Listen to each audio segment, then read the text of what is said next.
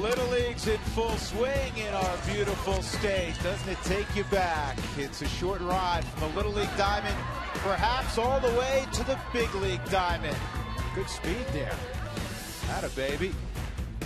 We celebrate Little League tonight on a Saturday at Coors Field. Game 2 of this 3-game set, the Rockies and the Atlanta Braves. The Braves outlasted the Rockies last night in 11, 9-8. So the Rockies trying to exact a little revenge this evening. We all remember those Little League days. Yes, with indeed. with Jeff Houston. I'm Drew Goodman. Mike Minor goes for the Atlanta Braves, a young left-hander who was not born when Jamie Moyer, made his big league debut. We've said that before, though. Yeah, numerous times, because Minor's only 24 years old, former #1 pick out of Vanderbilt.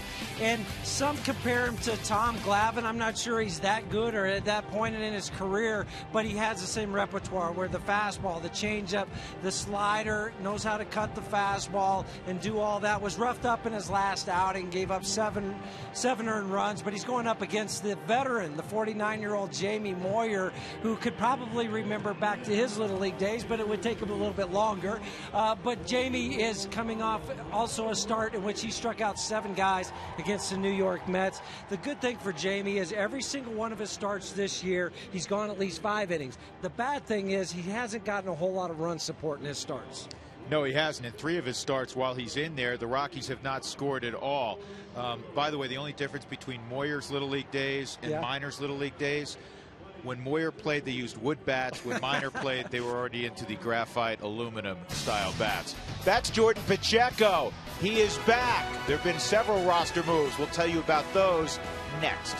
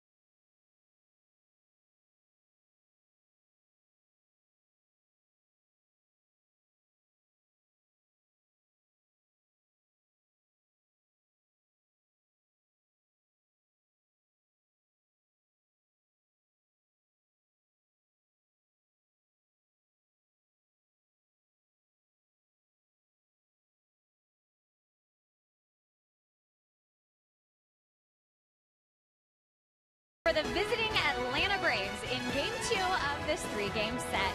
Welcome you back to Coors Field. I'm Jenny Kavnar. We have a couple of roster moves to announce today. After last night's starter Guillermo Moscoso's had another disappointing outing, manager Jim Tracy said he needs to work on his fastball command and finding the strike zone. So back to AAA he goes. That means reliever Adam Ottavino was brought up from AAA Colorado Springs. He did make his major league debut last year with the St. Louis Cardinals. Another move that happened today, Eric Young Jr. was placed on the bereavement list. His grandfather had a stroke and he will be traveling to Mississippi to be with family. In Major League Baseball, that means you're out for a minimum of 3 days, a maximum of 7 days. So it gives Jordan Pacheco an opportunity to come back to the big league club and show what he's been working on down in Colorado Springs. And according to his AAA hitting coach, Renee Latchman, so far, so productive.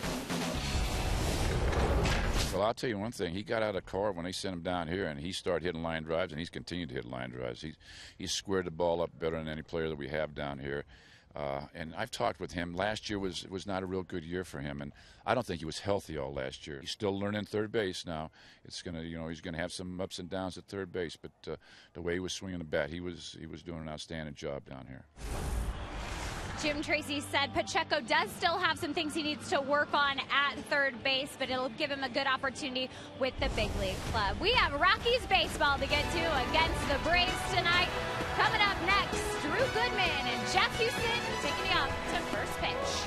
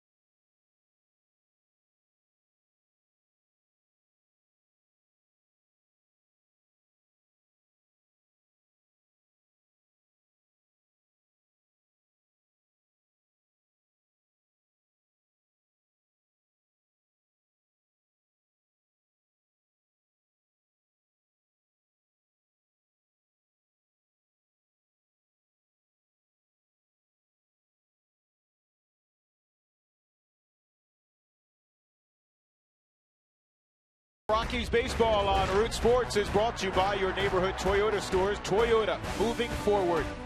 By CenturyLink, fast speed and a low monthly price. Visit CenturyLink.com. And by Southwest Airlines, find our fares online only at Southwest.com.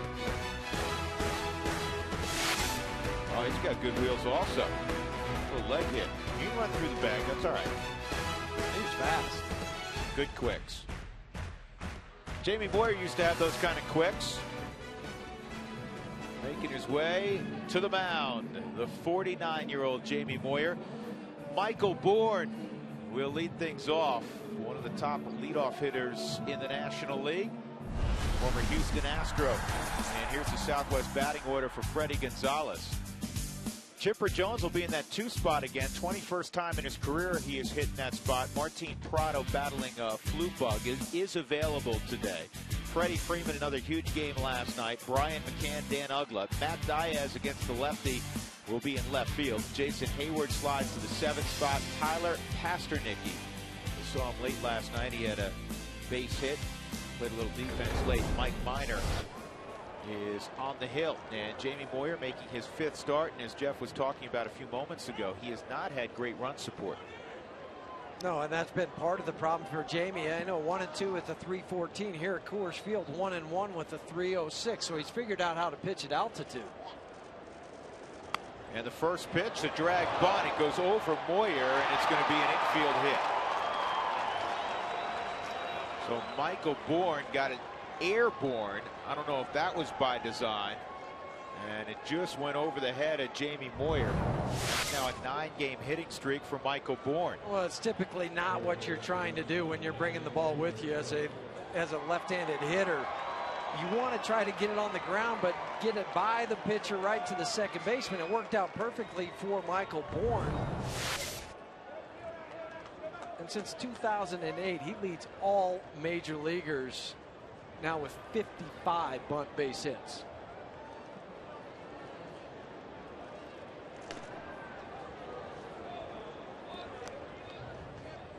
Well, there's Freddie Gonzalez. Freddie was throwing around to beat Pete today, and he happened to be throwing to Chipper Jones's group.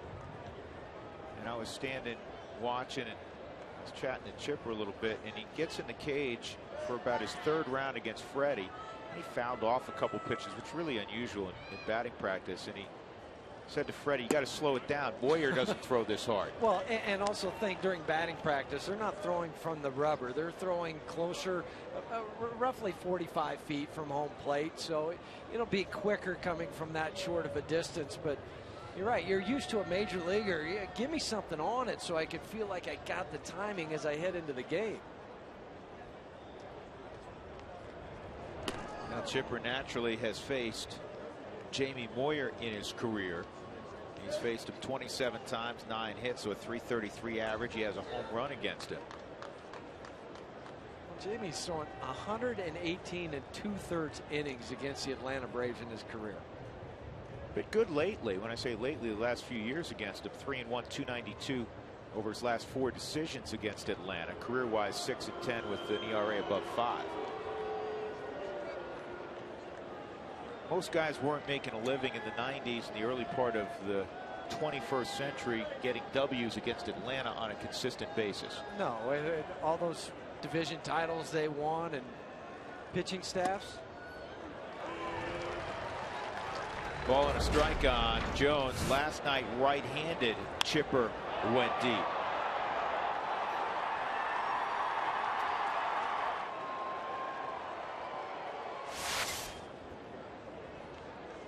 Closing in on 460 career home runs.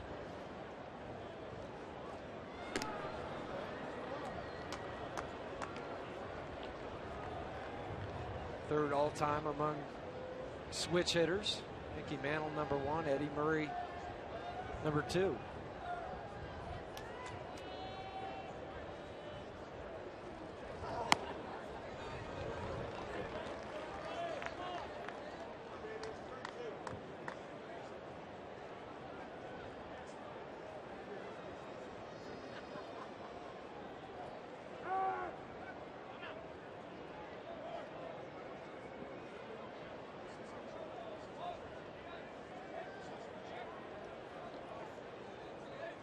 Here's the 2-1 to Jones.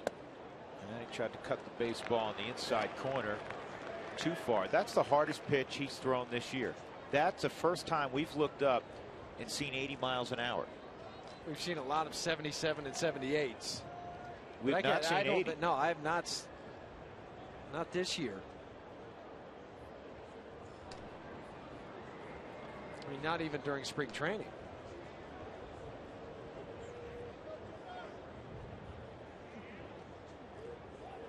Jamie's 3.14 ERA is the best of the rotation.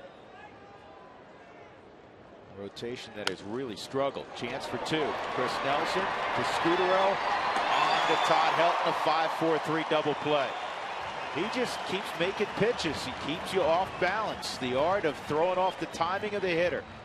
And he did that to Chipper Jones on a 3-1 count. Chipper's trying to get the barrel of the bat out quicker, but that ball cut from the Mike Shaw Subaru Supermo. You can see where it landed on the label, and it does not get any easier than that 5-4-3. knowing you have plenty of time at second base if you're Scudero to do it. Now with Freddie Freeman up, they're pulling the shift on putting Nelson on the second base side. And we've seen this before where the third baseman will go over. I mean, this is right here.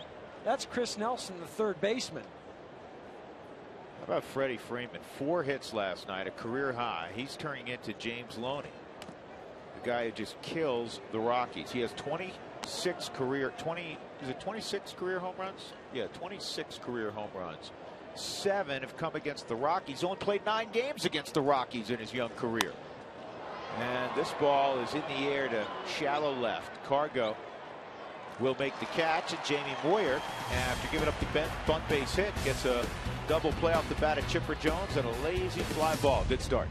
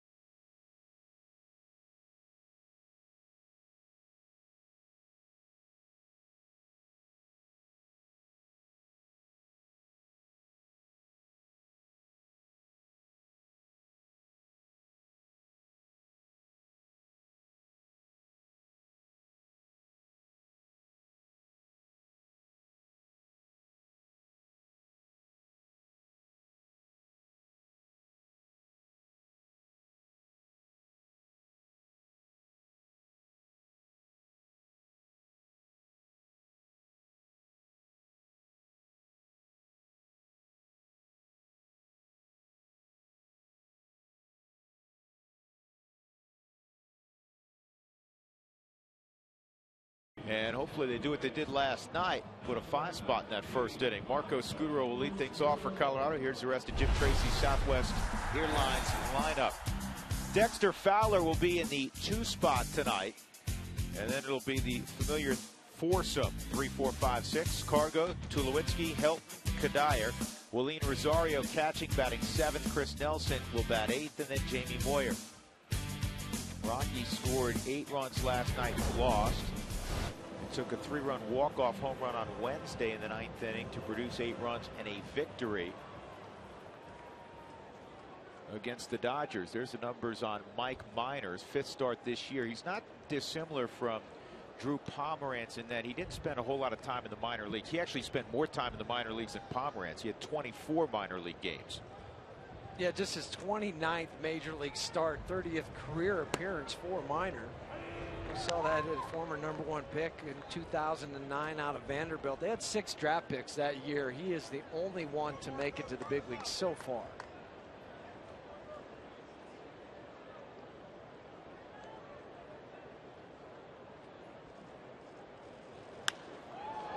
Scudero hits it in the air to Matt Diaz in left.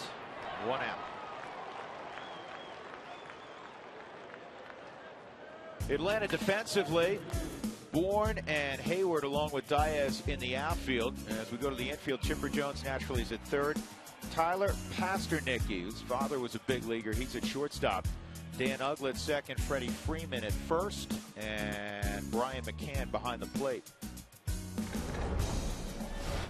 There's Pasternicki. Slapped a base hit to right late in the ball game yesterday. Coming off the bench, Jack Wilson played shortstop for the Braves yesterday. Wilson's a little steadier. Now, Wilson's always been a very, very good glove. He's a veteran. He has more games at the big league level.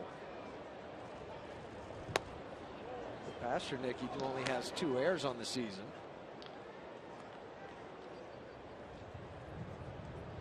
.22 ball games. Ball and a strike on Dexter. That's down low, 2-1.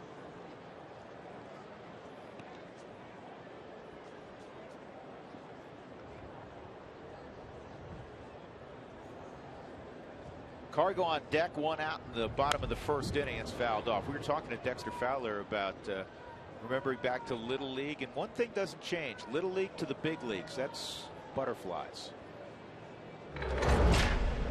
You still get those jitters, you know, you're still anxious when you go out on the field, and, you know, still just try to go out and have fun. You know, don't worry about the politics or anything, because, I mean, when you were little and you were playing, playing the game for fun, you didn't worry about any of that. And that's all I'm trying to do right now. Well, that's the right attitude to have. If you're Dexter Fowler, sometimes it's easier said than done, though. When you have a couple 0 for 4 games, you start worrying more. 3-2 on Dex, and he wastes that pitch. But you can just tell when Dexter takes that big smile, the exuberance when he makes a running catch, gets the big hit. I think everybody, no matter how long you've played the game, whether it's Dexter Fowler or Jamie Moyer, you still get the same thrill you had when you were 7, 8, or 9. That's down low. Good at bat for Dexter Fowler. So he draws a 1-out walk. And here comes Carlos Gonzalez. Well, at least early this year, lefties, fewer at bats, but a higher batting average against Mike Minor than righties. Yeah, that's a little unusual. And, you know, they've had 1 home run, left-handers have 2 home runs for the right-handed hitters, but lefties 276, right-handers 247.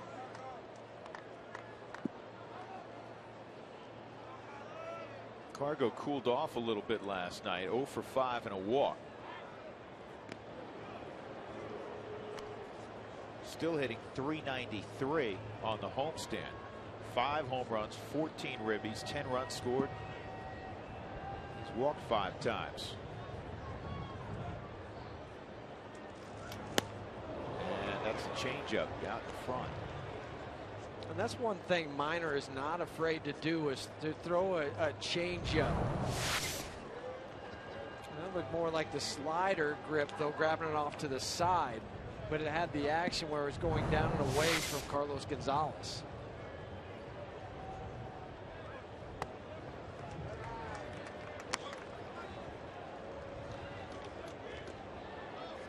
Minor has never faced the Rockies, therefore, at least at the big league level, none of the Rockies have ever seen Mike Minor. Atlanta trains in Florida in spring training, the Rockies in Arizona, as you know.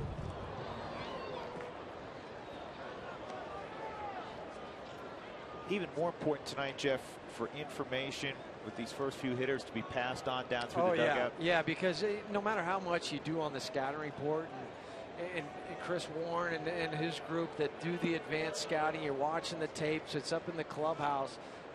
But I can get all that information, but I want to hear it from the player that's been in the box. Pulled past Freddie Freeman for a base hit. Dexter will go first to third.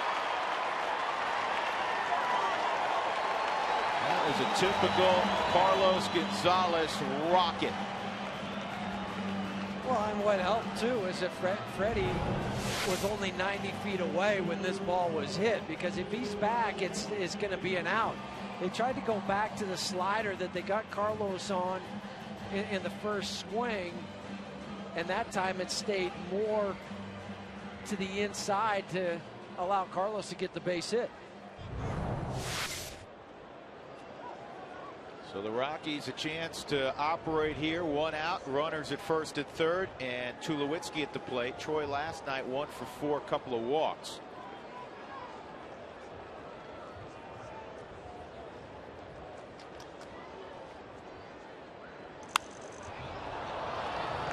And this is popped up. Freddie Freeman waiting. He dropped the baseball. They throw to second, and they're going to get the force there on Cargo. Minor made the throw, and usually when you see a drop pop up, you think sun.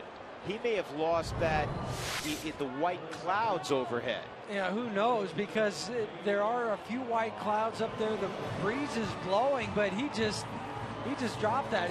That's what you get. You use one hand, you're going to have that happen to you.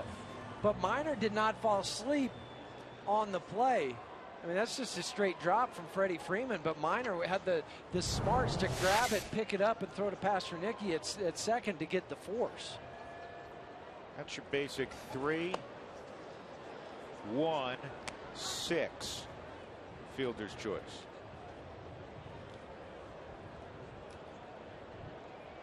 And had Minor not been in the neighborhood or maybe looking somewhere else, all hands are safe. 1-0 on Helt. You just assume, especially at this level, you assume, all right, that ball's going to be caught. Every once in a while, a ball goes up in the air, and you know there's sun issues, and you think, okay, or wind issues. Yeah, wind, and it gets so high, it starts to swirl and bounce on you. 3-0 on Helt with Kadire on deck. But how many times when a ball goes up does the pitcher just get out of the way? Minor didn't. He stayed in the neighborhood. And a 4-pitch walk to Helt. And now the bases are loaded for Kadire.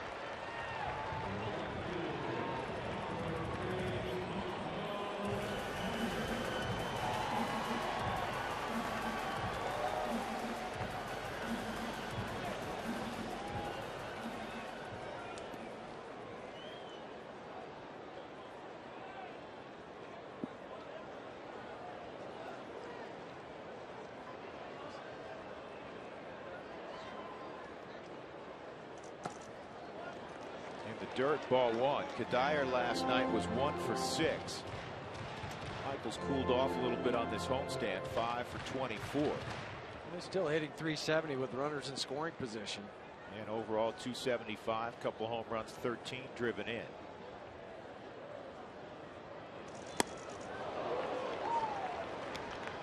Who wants tacos? Remember, if the Rockies score 7 or more runs during any game, go to participating Colorado Taco Bell locations the next day. Do it between 4 and 6. Get your Rockies taco special only at Taco Bell. Hope you did it today.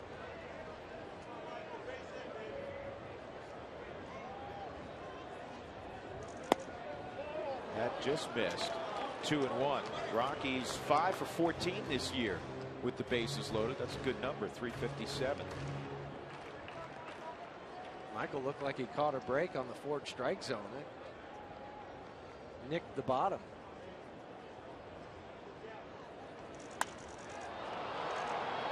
This is going to be out of play.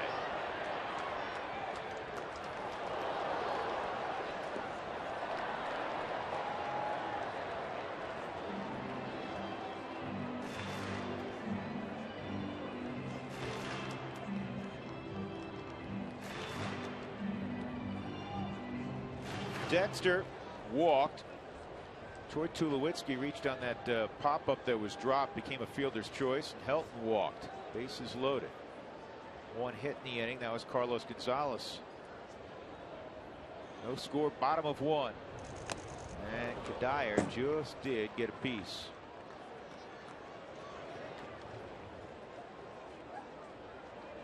Well, they were trying to go inside with the cut fastball, and he left it up for Michael.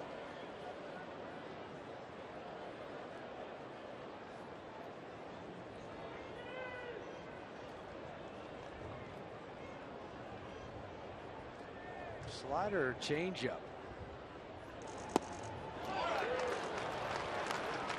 And now the count runs full, 3-2. So everybody will be in motion, which really helps out Helton, the trail runner. Ted Barrett, Brian Runge, Marvin Hudson, Tim McClellan. It's a real veteran crew. This ball is well hit left center field, way back and gone. Grand slam, Michael Kadire. That baby.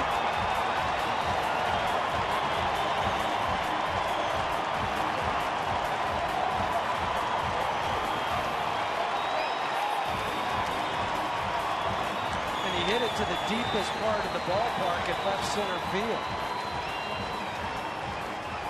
Number 6 in his career. Rockies are making slams part of their weekly business, aren't they? And grand slams. Helton has one. Ramon Hernandez has one. Now Michael Kadire. And Michael knew that he got it. He had flipped the bat over towards the dugout. Right into that crevice in left center field. Nothing like rolling out to the ballpark and seeing a first inning grand slam. A little above the belt. The high follow through. Pretty. Well, the Rockies have now outscored the Braves 9-0 in the first inning in this series. Of course, last night they didn't hold a 5-0 lead after one. But that was pretty to watch. 0-2 the count on Willeen Rosario. Strike 3 on the inside corner. So Mike Minor will make that slow walk. Michael Kadire will get a little refreshment. 6th career slam.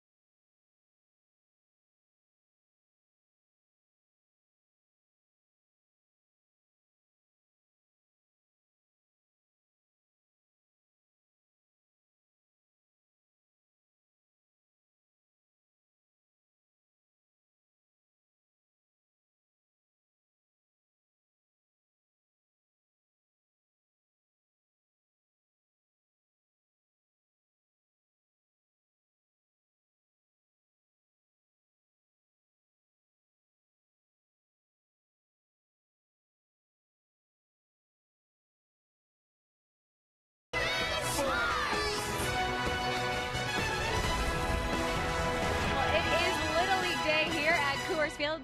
The Rockies are celebrating by being up 4-0 as we head into the second. One of my Little League memories is about picking your number. My number was handed to me. It was the hand-me-down uniform for my brother, number 23. Now, of course, the real 23, Jason Giambi, you know, he doesn't really care about the numbers. He's had several different ones throughout his Major League career. For him, it's just about the love of the game, and that started at a very early age.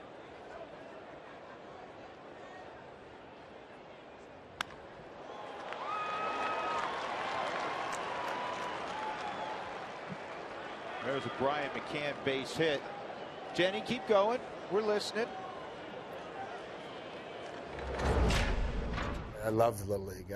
I was one of those kids that wore my uni to bed. You know, for my first, I made the majors at 9, so I was all excited about it.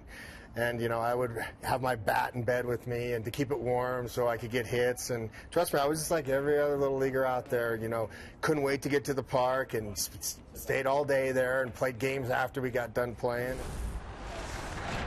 I love that memory, and what a great tradition for him. I think he still sleeps with his bat. That's how he had that nice walk-off home run the other day. Hey, Jenny, we did a little digging. I think we came up with your Little League picture. Oh, that's okay. We don't need to share that with everyone. Oh, yes, we do. Well, we're all family. Oh, boy. And you are from a baseball family in particular. There's our Jenny just 2 summers ago. Hey, you know, you got to start somewhere, right? That is 23 years ago, you guys. I would like to see your pictures from 23 years ago. Are they even in color? Nice comeback. We like that. Cargo got to that baseball quickly and holds Ugla to a single. So it's first and second, nobody out.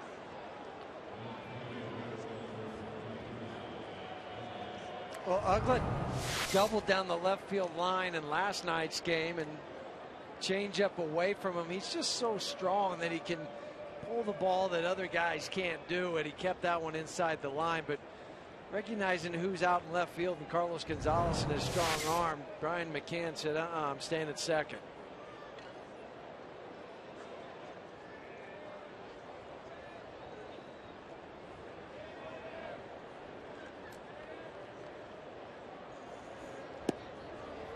That's off the plate, ball one.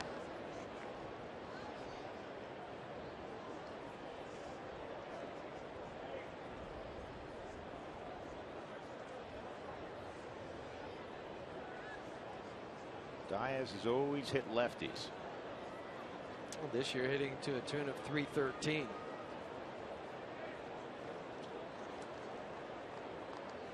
We haven't checked the Rockies defensively. The outfield's the same as always. Carlos Gonzalez in left, Dexter Fowler in center, and Michael Kadire in right field. Chris Nelson's at third. Johnny Herrera got the start there yesterday. Tulowitzki and Scudero naturally up the middle. Todd at first, and Willeen Rosario doing the catching tonight.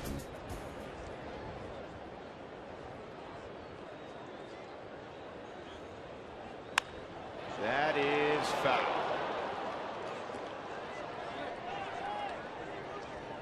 That cutter, the key to it is on the righty, is making sure he gets it in on the hands a little further. A couple of those have been left out on the inside corner. Well, and if you do that, then you can pull the hands in closer to your body. But even on that Mike Shaw Subaru Supermo, you could see how Diaz came out and around and hooked the baseball. To third, Nelson bobbles. Did he get the tag? What a play. Did he get both outs? He did. Chris Nelson bobbled, but had the instincts to tag. Brian McCann breezing by, and then he fired to get Diaz at first. A 5-3 double play. Now we've seen some unconventional plays already in this game, and this is going to be another one. To have the smarts once you pick it up, to be able to swipe tag Brian McCann as he slides by, get him on his right leg. There's one out, and throw to first to get Diaz for the second. Jason Hayward at the plate with Uglett second and 2 outs. This is a smart play from Chris Nelson.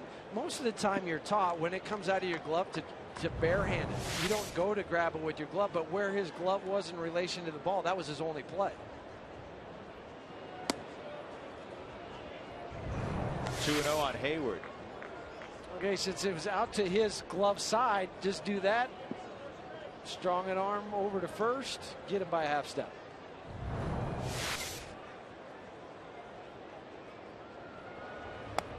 Big swing and a miss from Hayward. He's hit 340 in his career against the Rockies. Yeah, well, Willeen Rosario got a little time at third last night. He gets one chance, first time in pro ball he's ever been over there, and he makes the highlight reel. I mean, it was a fabulous play last night. We'll show you in a little bit. Pulled the string, 2-2. Yeah, to be able to go to his backhand on the short hop. Just watch it. Never played a game of third base in the big leagues or the minor leagues. He's going to go to Nelly. What's the big deal? Why you always say you don't get a clean hop over there? Why do they call it the hot corner? There's nothing.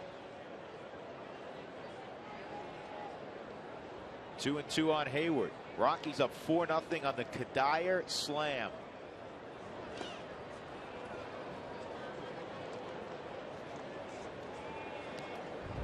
This would be a special play if you're Scott Rowland, Chipper Jones. You've been there for 2 decades. But have the footwork to stop your momentum after you catch it and still throw on the money. And forgive us for taking Todd Helton's scoop for granted. Well, that's just a given. You wear 3 gold gloves. Hard on the ground, past Terry Pendleton. Toyota Talk comes your way in the 6th inning. Text Toyota to 720-720. Share your insights, questions, and you'll learn how to win a $500 gas card. Toyota Talk.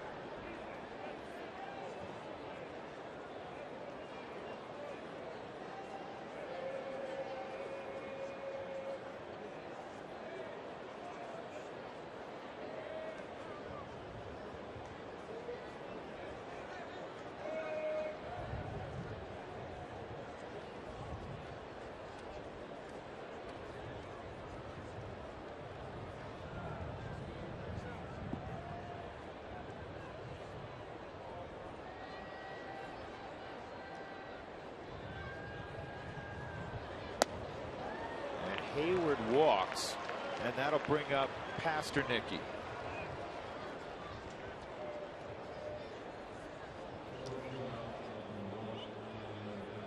Fans buy a green pack, 2 tickets for $25 or $24, excuse me, and $5 will go towards planting trees. It's available May 6th and also May 20th. Go to ColoradoRockies.com/green for more information.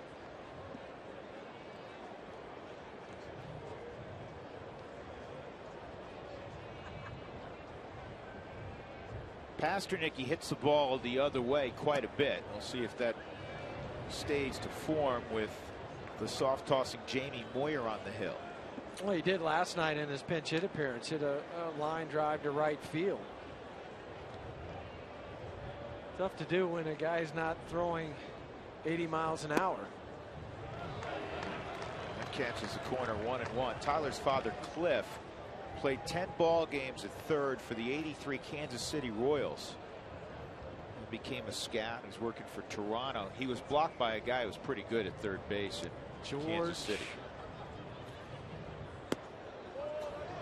George Brett? Yeah, that was the guy.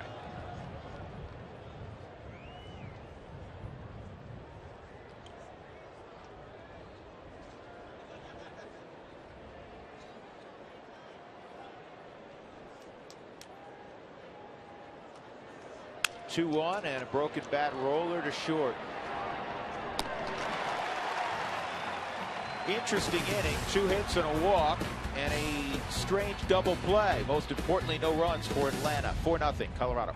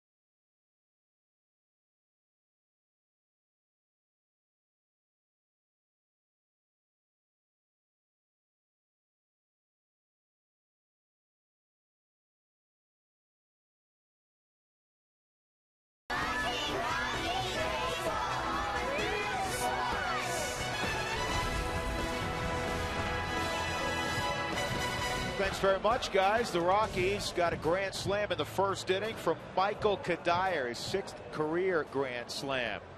We go to the second inning. Our AT&T trivia question: who are the 3 people to wear a Rockies uniform and play in a Little League and Major League World Series? Celebrating all the little leaguers around our state tonight. Chris Nelson, Jamie Moyer, and then the top of the order, Marco Scudero against Mike Minor, former #1 pick out of Vanderbilt.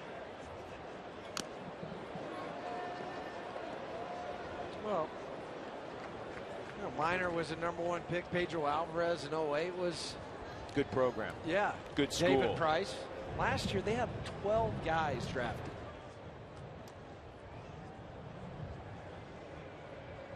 Located in Nashville, Tennessee. Here's the 1-1 to Nelly, and that's fouled off.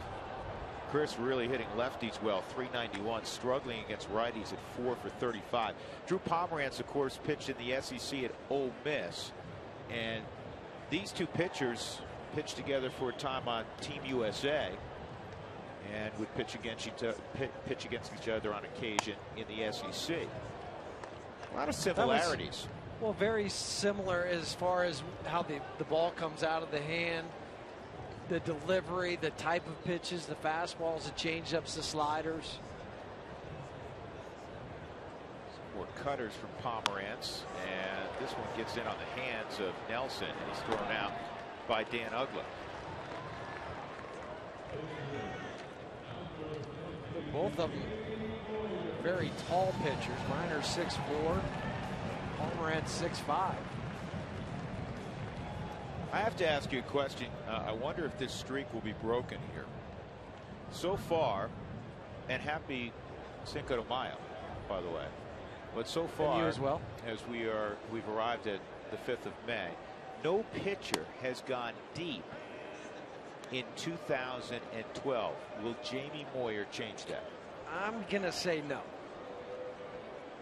Such a pessimist. Remember, I played with him 3 different times, and with the Texas Rangers, Baltimore, and Seattle. So I've seen his swing at times. And he has 0 in his career. That's where I'm basing my information on. I just think you're being pessimistic. Just because he's played since the 40s and he hasn't hit a bomb yet, you just eliminated him from doing that in this at bat. 1-2. Ted Barrett's calling balls and strikes. Ted's been in Major League Baseball for 15 years. He was a good athlete. He was a college football player. Did a little junior college basketball as well. And look at this, a base hit to left field. And I'll tell you, had Diaz been positioned differently, you may be talking inside the park home run. Well, maybe at least a double. But I'm not sure if you're Matt Diaz, you can be any closer to the foul line and still be an eligible player, because you can only have one player outside the foul lines, and that is the catcher. But where Diaz was standing, he's about 3 feet away. Jamie Moyer just taking the fastball away from Minor. And you know what? He needed MapQuest to get the first, because he hasn't been there since May 2nd, 2010. That was his last hit. He throws him out there every couple of years. Scotty Garrett, assistant trainer behind the fence there for the Rockies. So a 1-out knock for Moyer. Surprisingly, they're not holding him on. Nice round number for Jamie, 50. 50 on the back of his jersey. That's what you always hope for. You can get one more hit than your age. Yeah, there you go.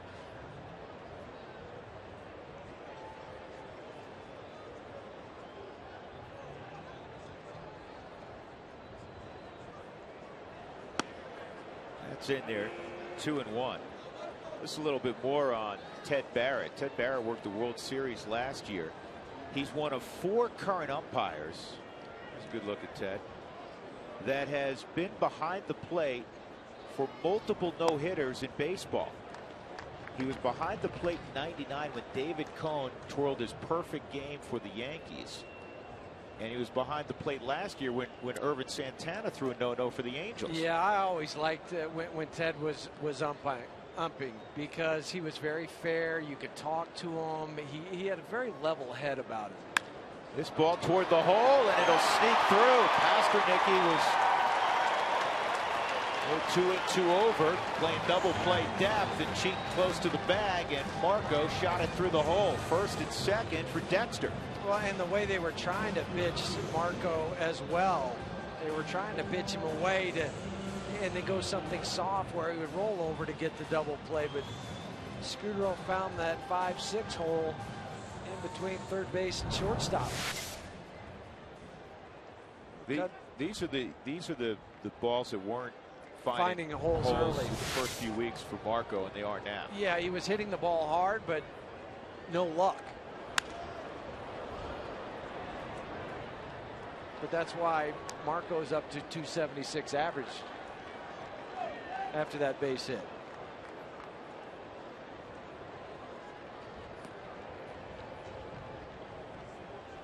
Something tells me that Richie Dower is going to have a stop sign up on a base hit here.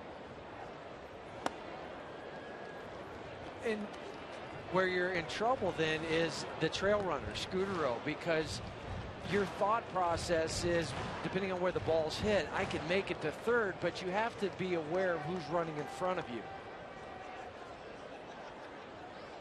The old line about don't run up somebody's back, right? Don't pass him.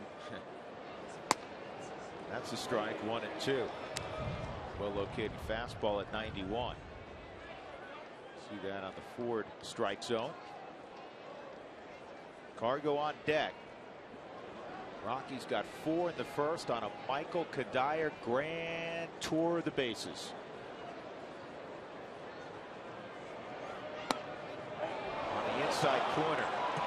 And Dex did, you know, it's weird because Dex did a good job on trying to spit on that pitch that gives him a lot of problems, both righty and lefty, but then he gets called out on it. That was more of a cut fastball down and in. Well, and they had gone to the upper and away quadrant the pitch before.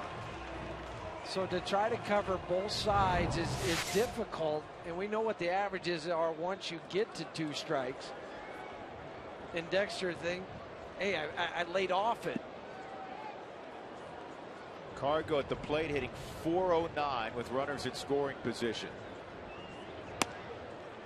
Inside, he shot a base hit past Freddie Freeman last inning.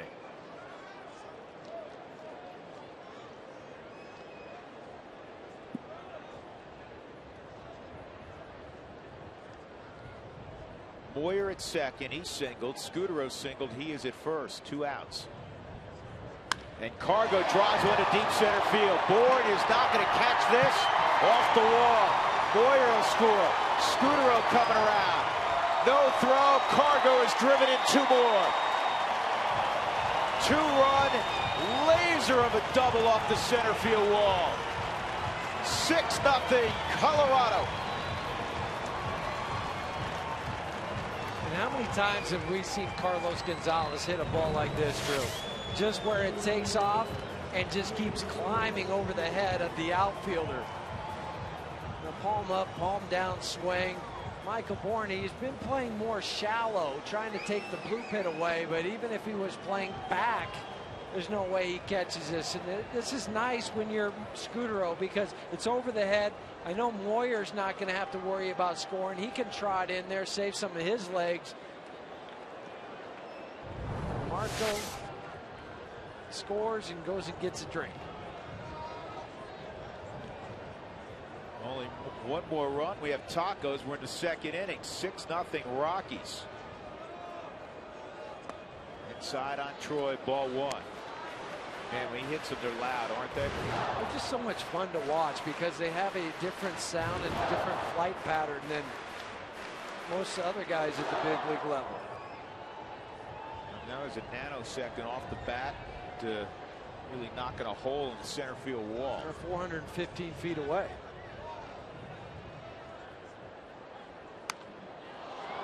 Troy works under it. He pops it up, foul ground. Waiting is Chipper Jones. Rockies get 2 more. Jamie Moyer starts to rally. He's a dead sprint to the hill. He's ready to rock again.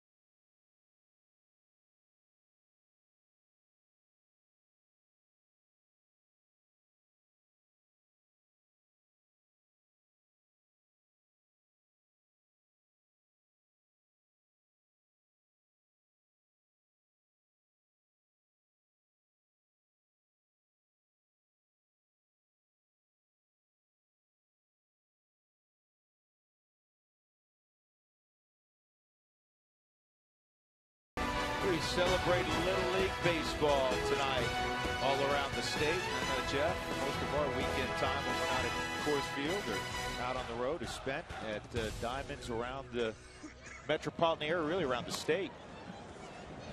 Great mountain tournament, Steamboat. DeVale before playing in the tournament up there. Jamie Boyer's first pitch is right through Troy Tulowitzki. He may not have an easier play this year. That just went right over his glove. That's his 7th error. That's Mike Miner, the pitcher. That's his 7th error, one more than he had all of last year. This is a Sunday hop on Saturday. He just whipped it.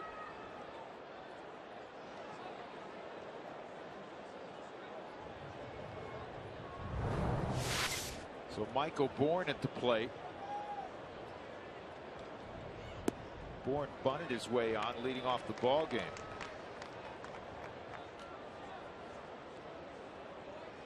Bourne has 12 multi-hit games this year. That's tied for second most in the National League. Jose Altuve has the most with 14. Houston Astros surprising people, and Altuve, who came up last year as a 20-year-old and did well offensively, is doing even better this year. This is to third, Nelson, and the ball was secured, so the out at second is complete. Scudero lost the baseball trying to pull it out of his glove. Bourne is very difficult to double. Well, and where Chris Nelson caught this baseball too and had to throw back to the bag, Scudero came across and he knew he had to get rid of the baseball quick, and that's why the ball popped up after he secured the out at second.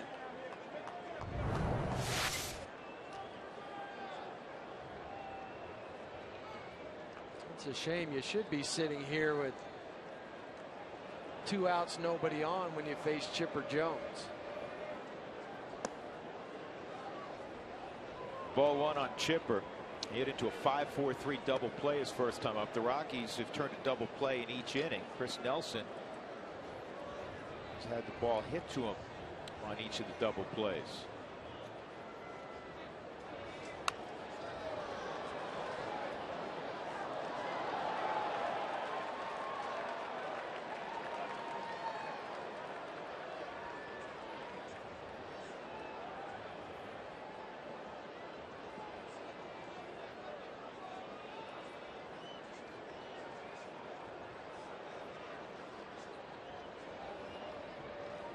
One off the plate, 2-1.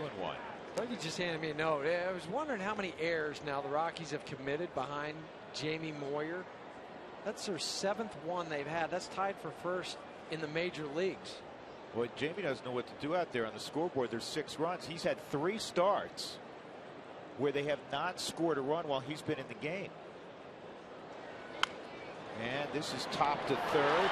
Now he's got one play. That's to first. He's getting a lot of action. Of course, all those right-handed hitters on the slow stuff out in front. Or the cut fastballs. They're getting in on the hands. Good awareness by Chris Nelson. You always have to know who's at the plate. You like to know what pitch is coming, hard or soft. But you also better know who's running it first. Right, and that's why he decided to go to first base, get the out. You have a 6-0 lead. I'm going to make sure I get the sure out and Chipper Jones instead of forcing a throw to second with Michael Bourne bearing down on Scudero.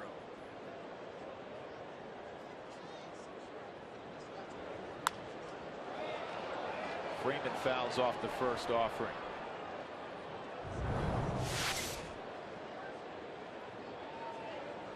Well, this was the last play with Chris Nelson, and Bourne's only 2 strides away from second.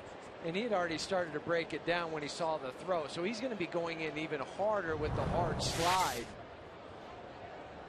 Maybe a different situation or a different point in the game with the score, he would try to get the lead runner. But not there.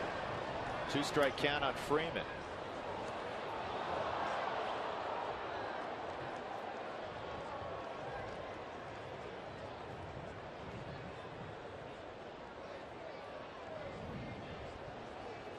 the runner at second base, too. You can't put the shift on.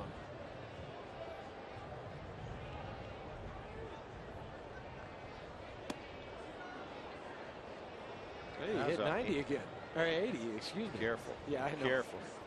That was late 80s when he used to hit 90. Jamie Moyer out of St. Joe's, Pennsylvania kid.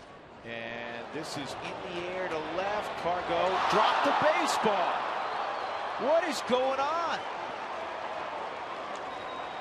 What is going on in this inning? We had a two-hopper to Troy Tulowitzki. He just whiffed on.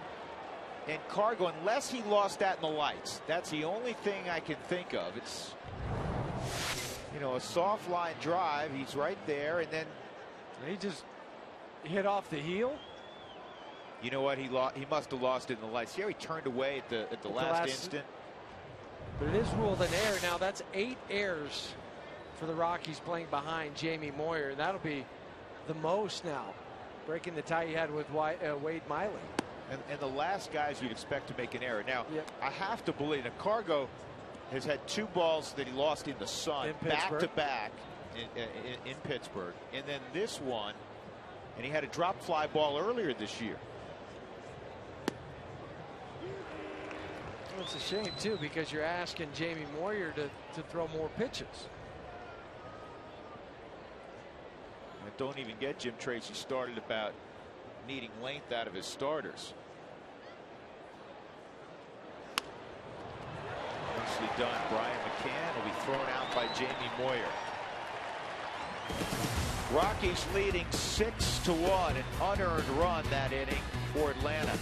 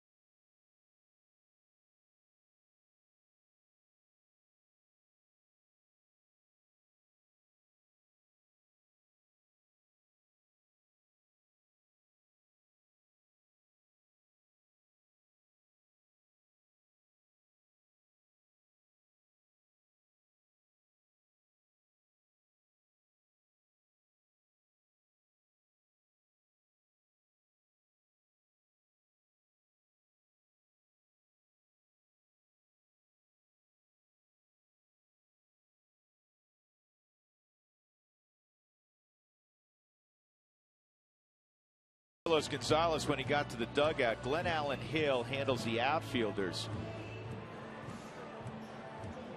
Yeah, that's indicative of I lost it in the lights. And Huey, you played a long time on defense. The ball had the trajectory. Yeah, it's not. It wasn't. If wasn't it's really enough, high, it's above the lights or too low. Right. But no matter what happened, you lose it in the lights. You feel bad, though, because you felt like you let your pitcher down. Well, they got a run last inning. The Atlanta Braves get a run without the benefit of a hit, a walk, or a sacrifice. Here to start off the inning, then the fielder's choice, another error.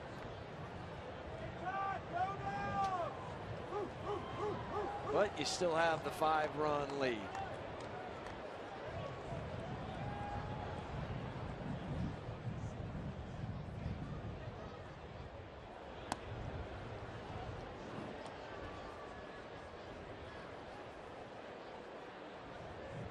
One and two count on Todd. He walked and scored on Kadyr's grand slam. 4 in the first, 2 in the second for the Rockies, and off Uggla's glove. It'll be a base hit to right.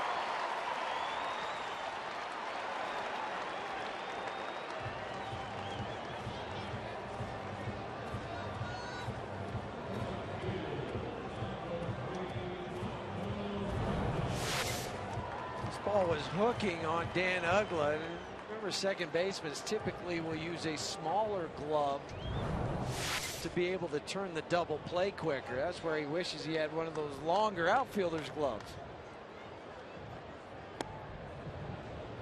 Kadir takes a strike. Michael worked the count to 3-2 his first time up, and then ba-boom.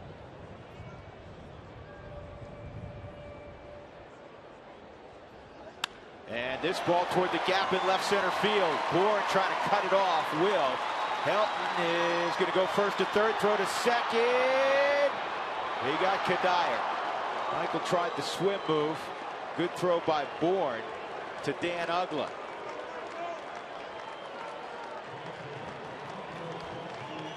So, runner at third, 1 out for Willeen Rosario. On the pitch away this time from Kadir, hits it to the left center field gap. Bourne cuts it off. Even though Todd's going first to third, he wisely threw into second base, and Kadir's hoping that he can get away with the swim move. But notice where Uggla positioned his body, didn't even allow him to get to the bag. That's a fair ball, and Rosario in a situational at bat is topped at the third. Now it'll take a 2-out knock. Chris Nelson up. See, with down 5 runs, I would assume that Freddie's going to put him on and pitch to Moyer. Well, think back to last night. He had an opportunity with an open base in the first inning, and he elected to pitch to Dexter Fowler, and Dexter got the base hit to drive in 2 more runs. Not tonight with the pitcher spot and Jamie Moyer up next.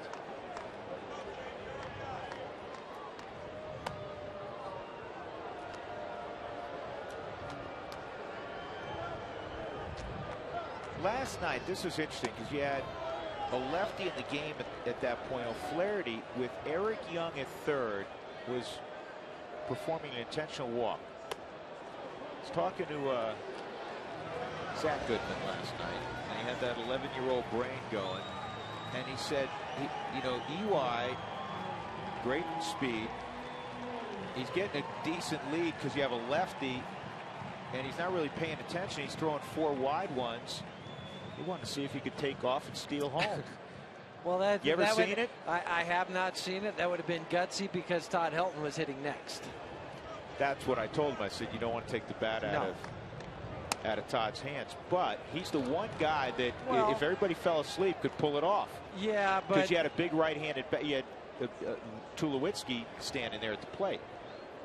Well, and you also had O'Flaherty with his back towards the third. That was the point of it, that you had a lefty, and you're going to get a much larger walking blind lead. spot. Yep. Let me put it this way: you better be Ty Cobb or somebody like that you know you're going to be able to steal home and be safe.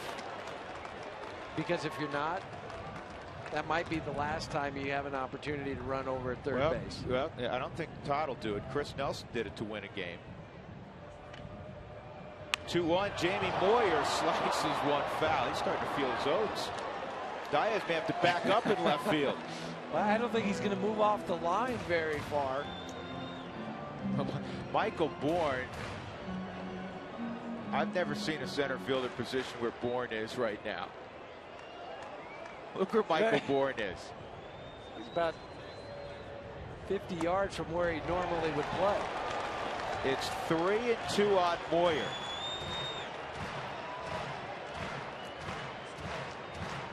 Nelson will be off at first. Helton, who singled, is at third.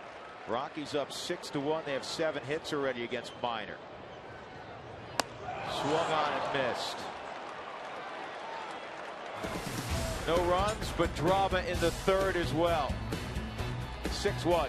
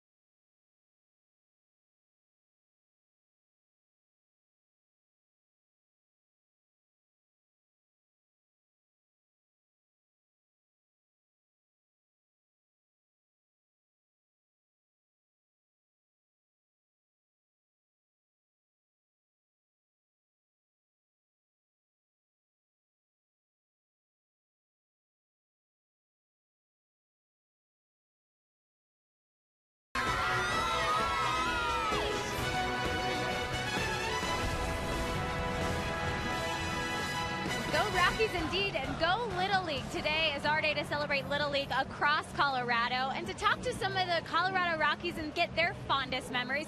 For two guys to play Atlanta and Dexter Fowler and Chris Nelson, that's a memory in and of itself. They grew up as little kids watching Chipper Jones play. In fact, Chris Nelson told me that he picked number 10 because he wanted to be just like Chipper Jones. As for Dexter Fowler, his Little League memories a little different. Probably beating Nelly, beating up on Chris, you know, all through travel ball, and then him being my roommate. So I'm sure the guys go back and forth on who actually won in those travel ball games, but Dexter seemed pretty confident it was him. Guys? All right, Jenny. These two Georgia natives, and there's Dexter on cue, making the catch, and Dan Ugla is gone, one out in the fourth inning. That'll bring up Matt Diaz. So what was the name of your Little League team? The 10 through 12, the Roadrunners. The Pound Ridge Roadrunners. How about yours? We're the Sedona Lions, sponsored by the Lions Club. There was a Lions Club team in our Little League. The Bedford Village Lions. Green and white uniforms. We were purple. You know what? It was a precursor of things to come, huh?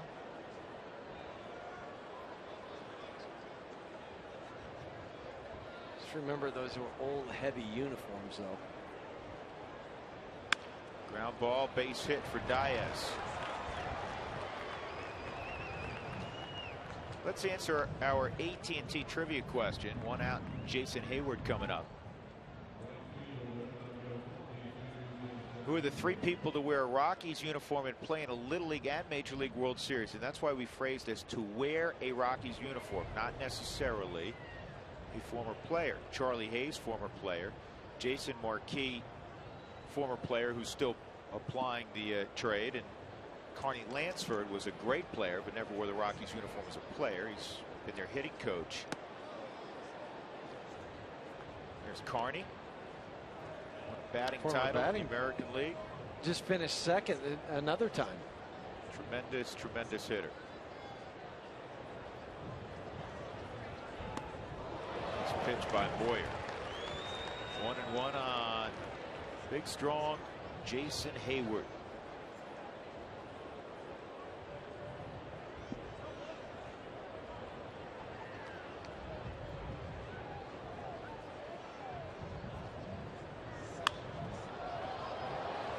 High fly ball left field. This will be an easier play for Cargo.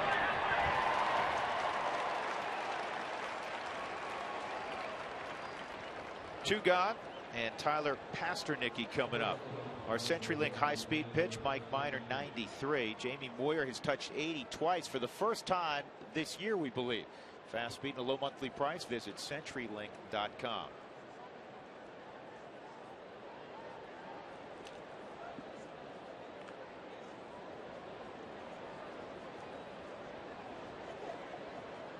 Pasternicki ground ball to short his first time. Takes a strike. Last year hit over 300 between AA and AAA. Played at Gwinnett County, the AAA club, less than an hour away from Atlanta. Turner Field. Look out, don't collide. Kadire makes the catch, and a real strong fourth inning for Jamie Moyer. 6-1 Rockies.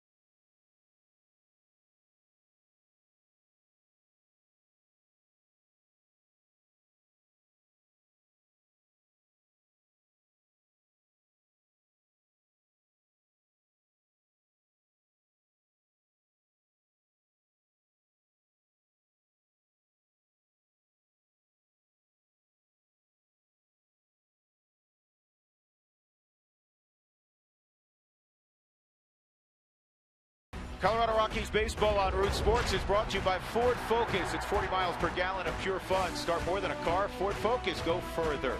By College Invest, are you saving for college or just talking about it?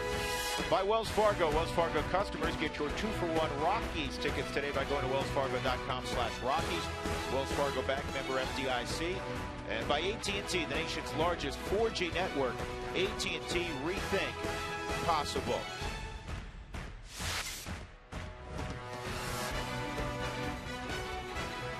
Now give me my snack. Juice box, oranges. But I still think that's one of the best things in youth sports, the post-game handshake. It's alive and well in most youth sports in the NHL. Yes. One of the great traditions. I mean, hockey, and you have a son who's an elite hockey player, is going to go to University of Connecticut, UConn, I was going to say, it's the same thing, on a scholarship, and they beat the living daylights out of one another at every level, but particularly in the NHL. And then at the end of the series, we're watching postseason hockey. Take the gloves off the right way. They take the gloves off the right way. 1-2 on Marco Scutaro.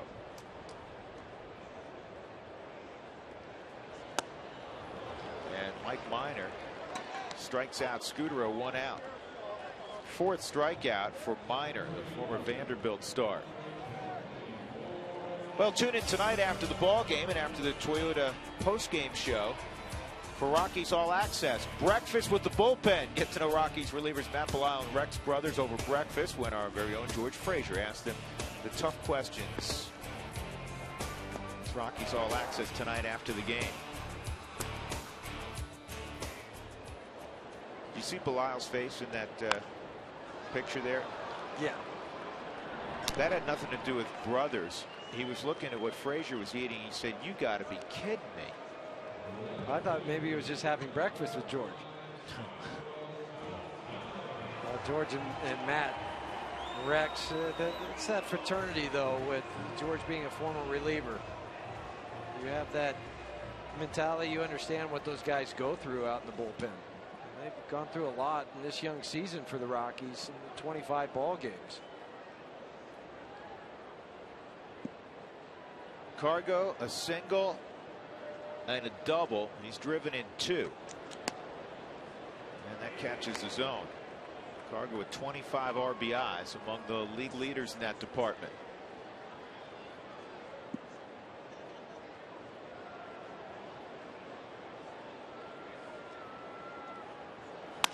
And he's got his 3rd hit. That's a classic Cargo hit where he gets out in front a little bit, but the bat, as all hitting coaches talk about, stays in the zone for such a long time.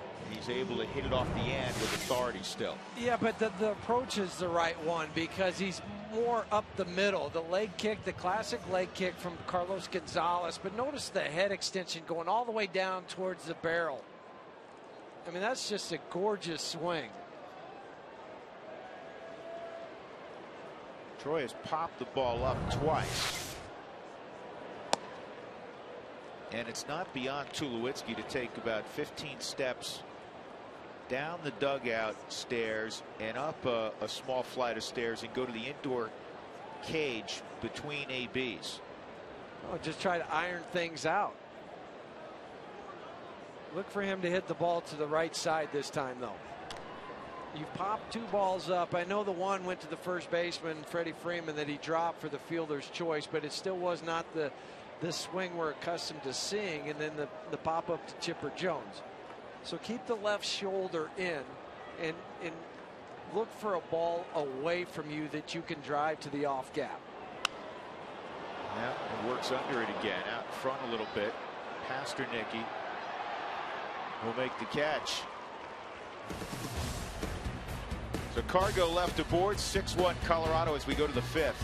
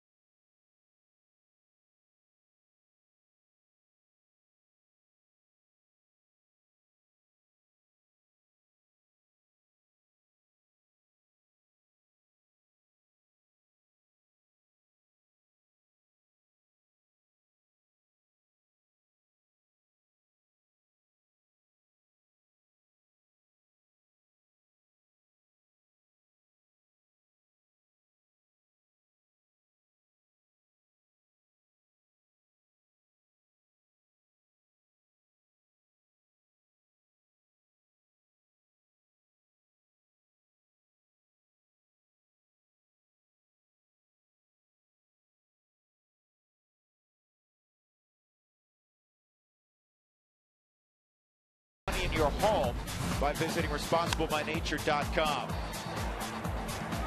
Fourth inning, a strong one again for Jamie Moyer. Fly ball off the bat of Dan Uggla after Matt Diaz single. Jason Hayward hit a fly ball to left, and Michael Kadire didn't want to be left out, so he got the final out of the inning. Pasternicki on a short pop-up. Marcel Energy high efficiency inning. Jamie Moyer enjoying a 5-run lead, and Mike Minor at the plate takes a strike. The only run for the Braves was an unearned run in the third inning. Just 4 hits allowed by Jamie Moyer. And that is a clean single to left.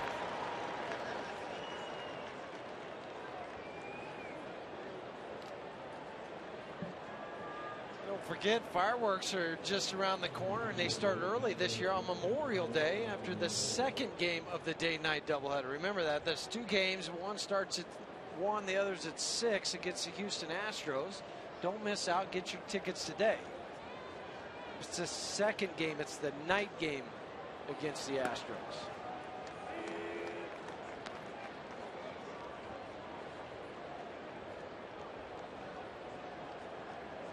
Sun setting behind the Rockies. 6-1, Colorado leading. Michael Bourne. That didn't feel good. I don't think anybody's ever fouled one off their foot and said, boy, that felt good. That was off his back foot, though. Watch the Mike Shaw Subaru Supermo where this ball goes. Off the back foot.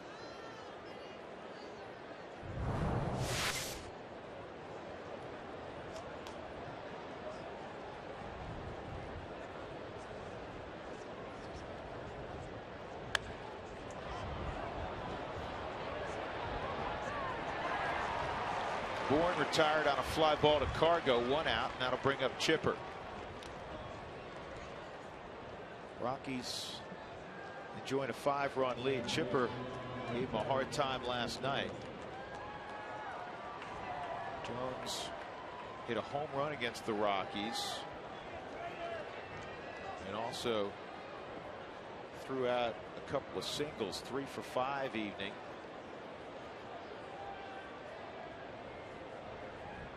Got me to thinking, I wonder what Chipper's fondest memories are of coming to Coors Field. This will be his last time at Coors Field.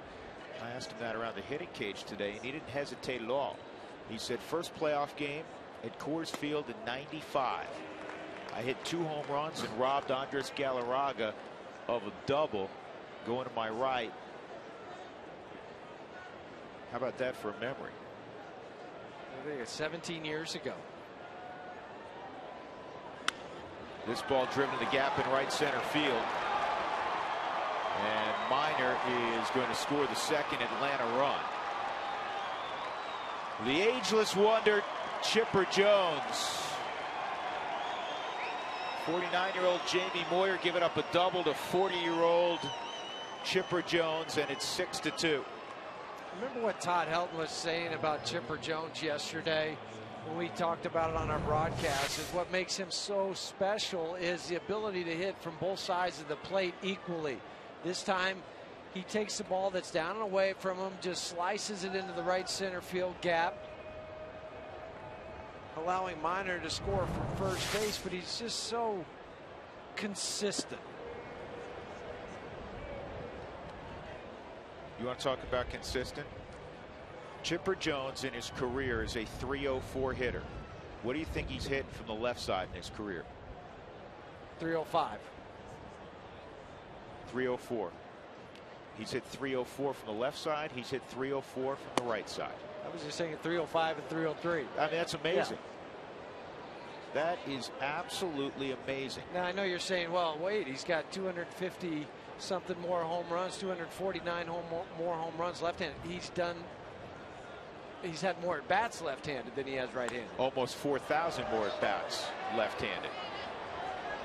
Helton battling some wind, and Scudero battling wind. Boy, I'm watching Todd. I'm thinking Todd's going to catch the baseball, and it's Scudero who caught it. Well, the wind is picked up, and it's blowing from right field across towards the third base side.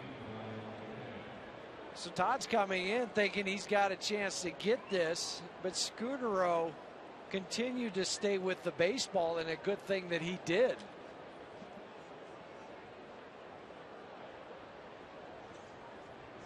Well, you're not the first person to do that facing Jamie Moyer. Now Brian McCann hit a little nubber right back to Moyer in the third inning. He had a single to center in the second. This is a big out here. It's 6-2. Rockies are up 4 runs. We know what happened last night. The Braves were down 5. And they came back in 1. Well, they get a base hit here at 6-3. And the Braves have life in the middle innings. I know the Rockies only had 8 hits last night, but after the first inning, the Braves out-hit the Rockies 19-4. So they know that it can be done because they just did it last night. So you get this out, and you go in the dugout with that 4-run lead still. Now, last night, first time the Braves had overcome at least a 5-run deficit in the first inning in more than 20 years.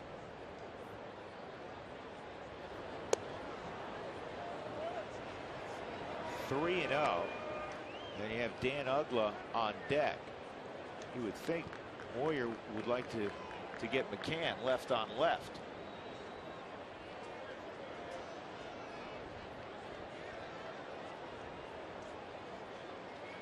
But that may not be his thinking. He may feel more comfortable throwing the cutters to the right-handed hitting Uggla. And the changeup. With the left-handers, it takes the changeup. Jamie Moyer's probably his first pitch out of the arsenal, because he'll throw fastball sliders to the left-handers. And McCann is 11 for 30 lifetime against Moyer. Uggla has more at-bats against Moyer than anybody. He's just 11 for 48.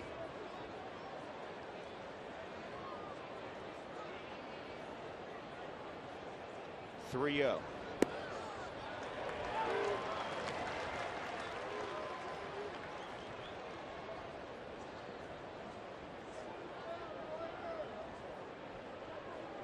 Chippers at second. He doubled home Mike Minor. And that's a base hit. It's a 6-3 game.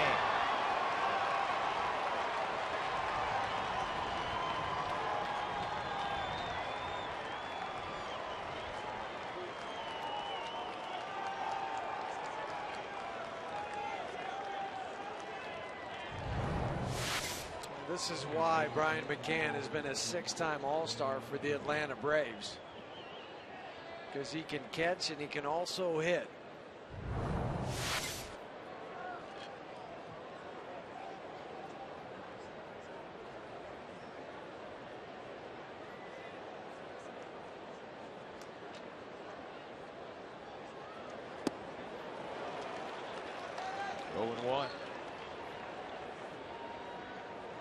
And that was the changeup I was alluding to from Jamie Moyer.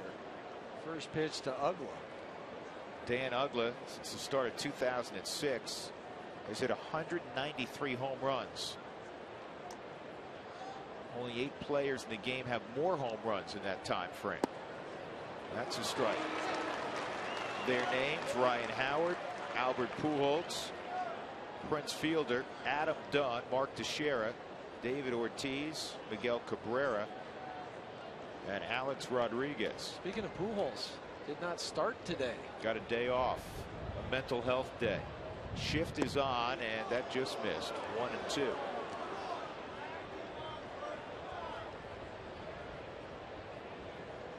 Albert hitting below 200 here on May 5th without a home run. 5 RBIs.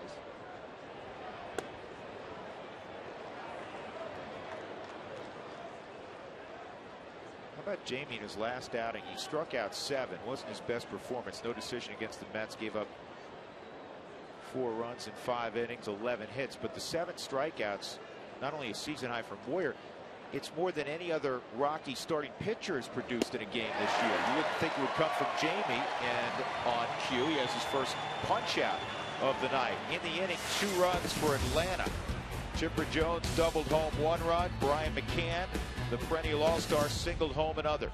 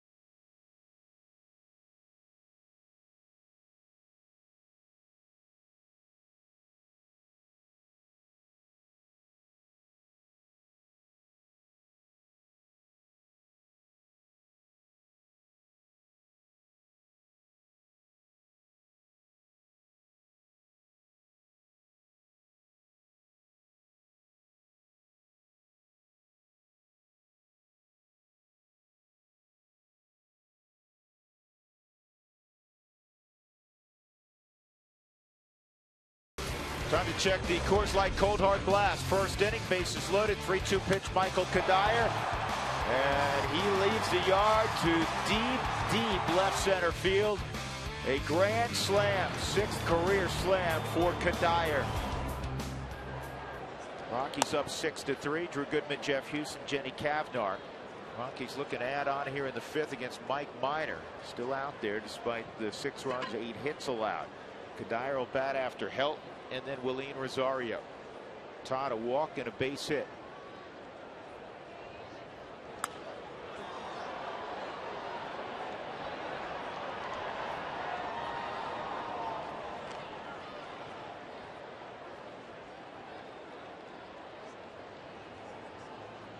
Todd with 20 ribbies. An impressive early season total, especially for a guy that's not playing every single day. I'm sure tomorrow will be an off day for Todd. Likely to see Giambi in the starting lineup. Monday, the Rockies back on the road. First time the California swing in effect in 2012. San Diego, Los Angeles, up north to San Francisco. Ground ball toward the hole. Ugla will throw out Todd. So Michael Kadire, a Virginia native, still makes his off-season home in the Chesapeake, Virginia area. Remembers fondly his Little League days. 3 days before our first game, I was playing kickball in the neighborhood and went to catch one of the big rubber balls, and snapped my thumb. So ended up breaking my thumb. Had a nice little cast on, but that wasn't going to deter me. I made sure I was going to keep playing. So I went up there. It was T-ball. So I went up there with one hand and started playing the game. So it wasn't going to keep me from playing baseball. Play on, and he has played on. 2-0 on Kadire. He ripped a single, tried to stretch it to a double. Bourne threw him out last inning, so he's 2 for 2. Michael still plays the game like he's in Little League. Yep. He runs hard down the line. There's never a moment during the course of a game where you see him loafing.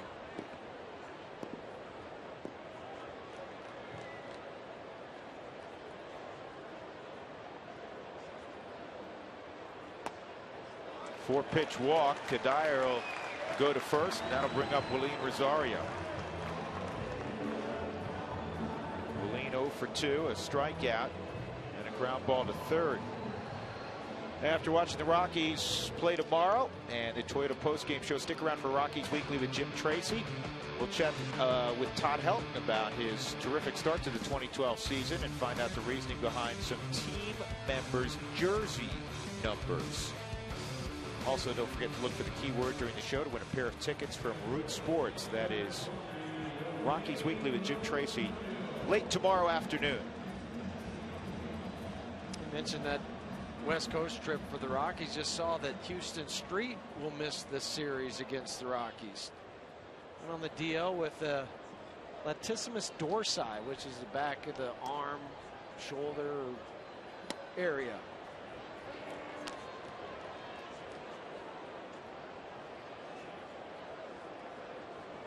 We may see Bobby Abreu in Los Angeles. Notice that Abreu, released by the Angels, picked up quickly by the Dodgers, had an at-bat yesterday. Lined out to end the ball game yesterday against the Cubs. But he still has something left in the tank. That'll be a welcome addition for the Dodgers.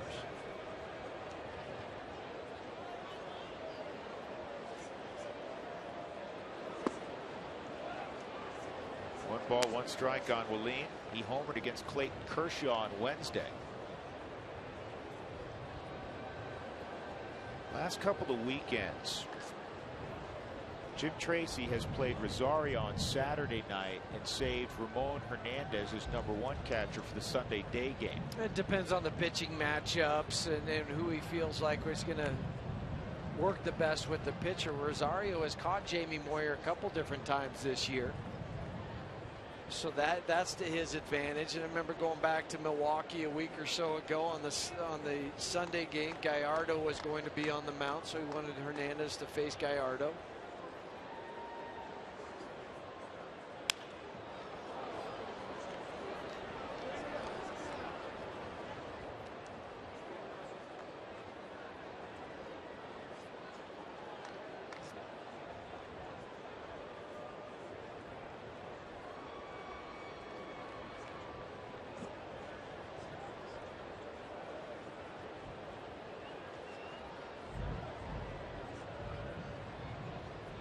Twenty-three-year-old Willeen Rosario, one out, Kadire at first, 1-2 count.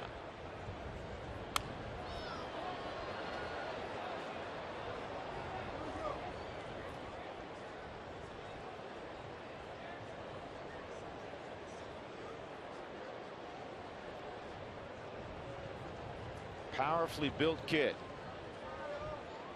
We've seen it during batting practice. We've seen glimpses of it during the game. Once he figures out his own strike zone and laying off pitches. This ball is blistered left center field. Did he get it? Yes, indeed.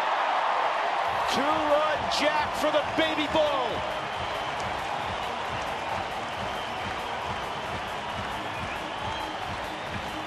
That's what the Rockies dugout needed. Atlanta had crept back into the ball game, and Willeen just made it 8-3. Third jack of the year for Rosario.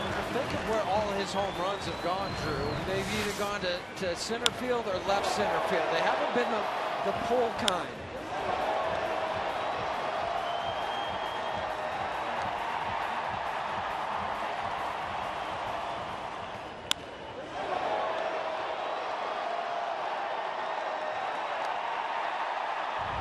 Was 8 or 9 rows deep. That's just like Miner's reaction when after he gave that pitch up. Great look from the Mike Shaw Subaru Supermo. Just the torque and the rotation of the hips. Way inside on Chris Nelson, 1-1.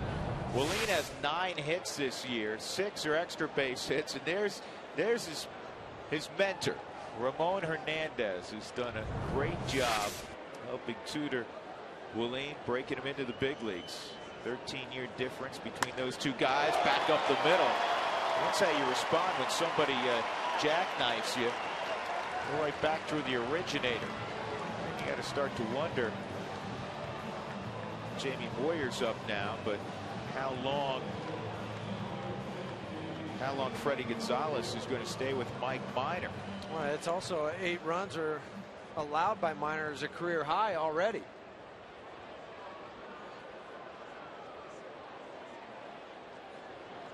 Moyer, one of the 10 hits tonight for the Rockies, trying to get the bunt down. He pulls the bunt back, and it's 1-0. We've got tacos. Rockies once again have eclipsed the 7-run barrier. It's been a nightly occurrence.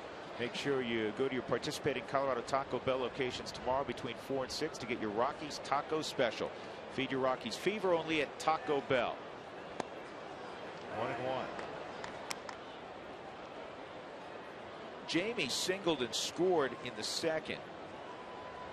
So on May 5th, he becomes the first Rockies pitcher to score a run this year. That is indicative of two things. One, Rockies pitchers aren't getting on base a lot, right. but the bigger problem that we know is Rockies pitchers aren't staying in games long enough to get at bats, to get hits, multiple at bats, right, to have an opportunity to score a run. Let's take a look at our Coors Light freeze game. How about Jamie Moyer throwing out his 50th career hit, first since 2010? It's Tony Gwynn-esque, wasn't it? Hit the ball away. If it's pitched away, slices to left field. Brought to you by Frost Brewed Coors Light, the world's most refreshing beer. Inside on Scudero. Chance for Marco to knock in a run. Marco's 1 for 3. It's the second sacrifice bunt on the season for Jamie Moyer.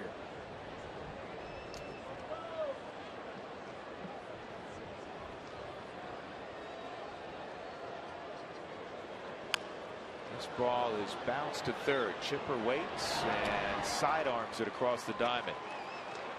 That's all for the Rockies in the 5th inning, but a productive 5th inning. Michael Kadire walked. Willeen Rosario hit one out. 8-3 Colorado.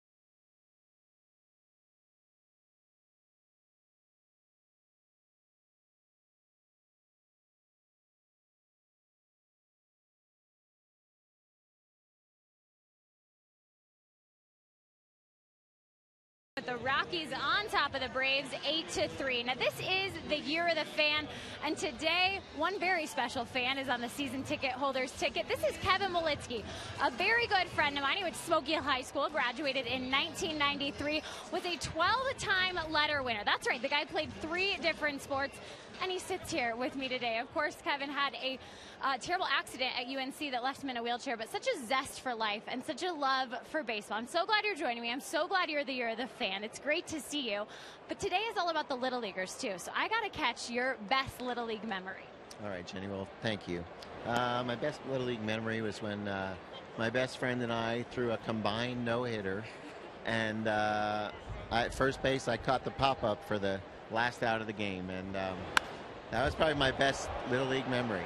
Hey, you pitched 3 innings of it. You totally deserve it. Well, it was a lot of fun, and you know, those are the types of things that baseball brings back to you year in and year out. And That's what you just love about the game. You just have the great memories. All right, thanks so much, Kevin. And guys, Kevin has seen me in that 1989 picture you showed earlier, by the way. Well, we're going to show it again later on. Tell Kevin thanks for being such a great supporter of the Rockies and watching our broadcast on Root Sports. Matt Diaz has just homered to right center field to make it 8-4. Well, and this is why he is in the lineup. A cut fastball, but he stays inside. He goes inside and out with the swing. Pull the hands in, bring the barrel afterwards. 2 hits tonight for Diaz. Jason Hayward, a walk and a fly ball to Gonzalez in left.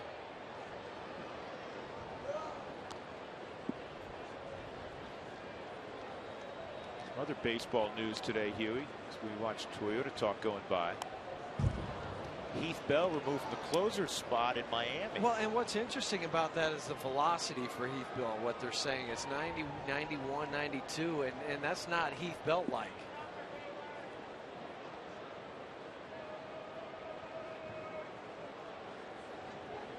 That's why what Moyer's doing is amazing. I know Jamie doesn't throw hard, hasn't thrown hard in a year. He never threw hard, but he hasn't thrown hard in the last 10 or 15 years. You know the old phrase is this is yanked foul. Look out, Terry Pendleton. The old phrase about running backs, Huey, the running backs is there's only so many carries a running back has. Shelf life. Exactly. It's the shortest shelf life of any position in the National Football League. Well, I think sometimes with pitchers, there's only so many bullets that go 95. Well, and that's why guys like Nolan Ryan, who could throw as hard as he did as late in his career, is unusual. Randy Johnson was doing the same thing. I mean, it wasn't the 98s, but he was still able to get it up there 92, 93 miles an hour. And sometimes the great ones who are power pitchers sort of reinvent themselves. This ball's crushed. This is going to get on out of here also. Jason Hayward hits one to a teammate, and it's 8-5. Third home run for Hayward. That's where you look back on the last half inning and thank Willeen Rosario for that 2-run home run.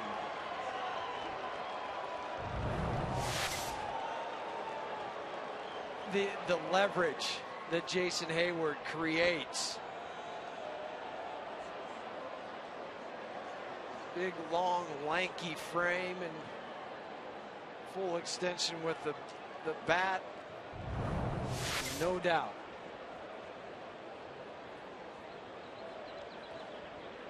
Now, pitch count, not an issue. Just trying to get Jamie through at least 6 innings. And you know Jim Tracy's going, all right, 2 more hitters. It's the 4th time through. And then you start seeing the Bournes, the Joneses, the Freemans. So Esmil Rogers is up and throwing with a purpose. Pasternak, 0 for 2. And he gets something super soft, a curveball at 68. Well, you live on the edge at Coors Field, even with what seemed to be sizable leads. Rockies learned that last night, up 5-0 early, lose 9-8 and 11. They were up 8-3 a moment ago. All of a sudden it's 8-5. First time this year, by the way, that the Braves have gone back to back. Diaz and Hayward. But we've seen it more on this homestand. We saw it in the Mets series. Good pitch. That you have to continue to add on when you have a chance, because just scoring a lot of runs.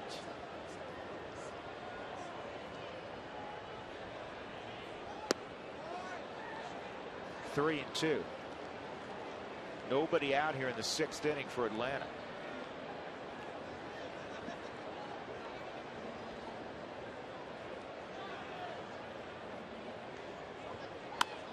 And that's a base hit for Pasternak.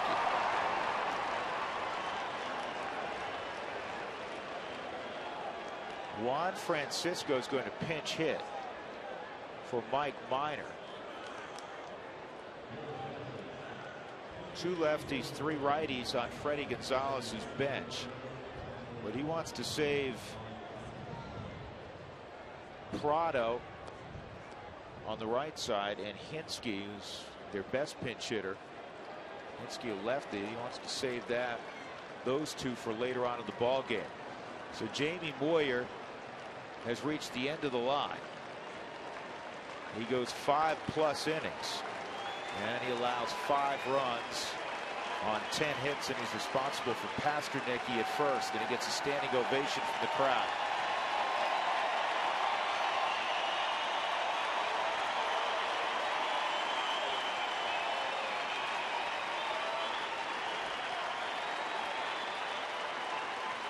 Rockies up 8-5. Back after this.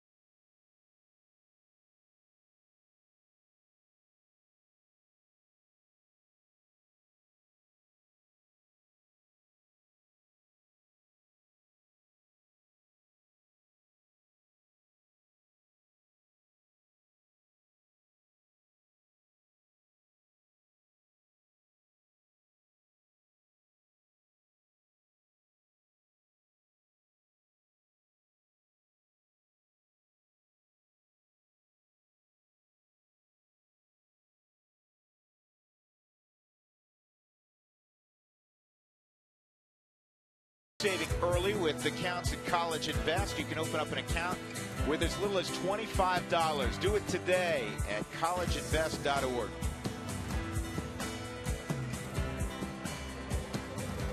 So Esmil Rogers will be making his 11th appearance of the year.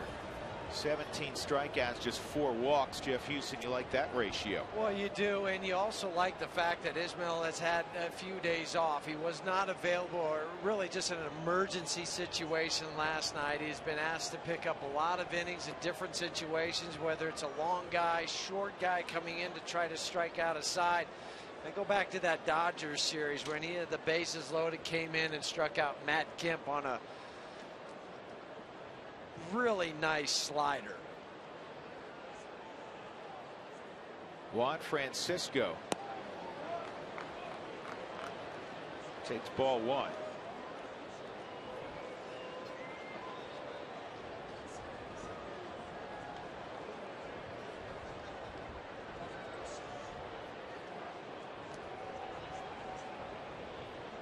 Pasternicky's a plus runner.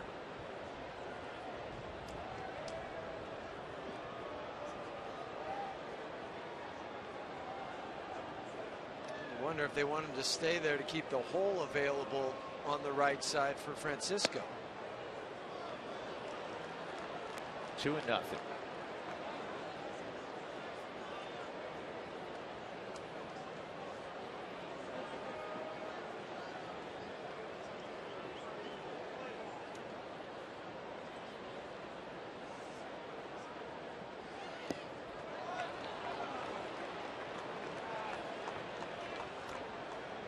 Three balls, no strikes on Juan Francisco off the Atlanta bench. Michael Bourne is on deck.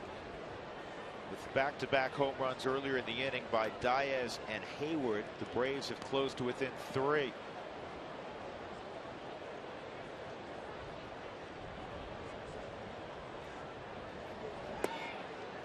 And a 4-pitch walk from Esmil Rogers. Now you have the tying run at the plate, Bourne.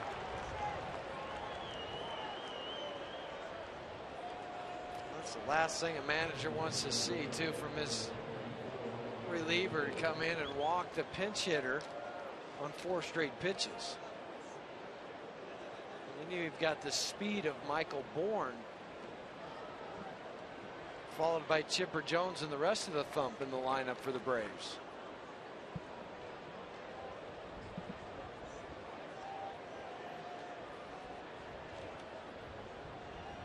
Bourne back up the middle, base hit. Pasternicki will be held at third base by Brian Snitker, and Chipper Jones coming up with the bases loaded. Well, smart play from Brian. Don't run yourself out of an inning when you have the likes of a Chipper Jones, Freddie Freeman, Brian McCann. Ball right up the middle. Pasternicki did not hesitate. He was looking to go the whole way, but with no outs, Brian said, I'm not taking a chance.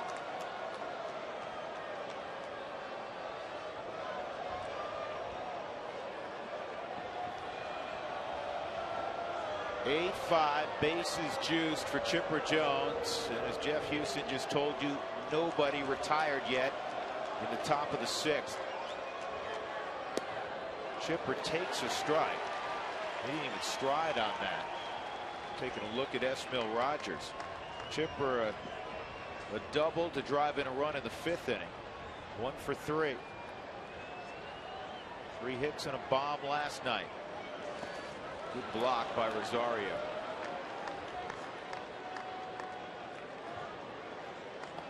Jones in his career, a .314 average with the bases loaded. Hard slider in the dirt for Rosario. Slides the body over and just trying to knock it down. Not trying to catch it, just keep it in front of you.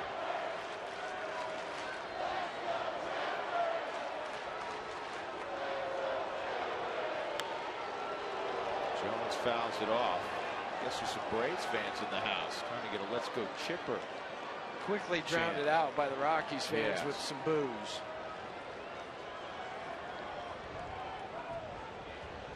Great Saturday night crowd. Expecting close to a sellout tomorrow.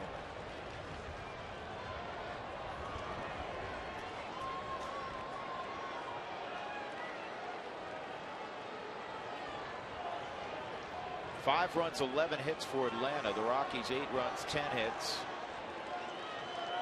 A couple of errors.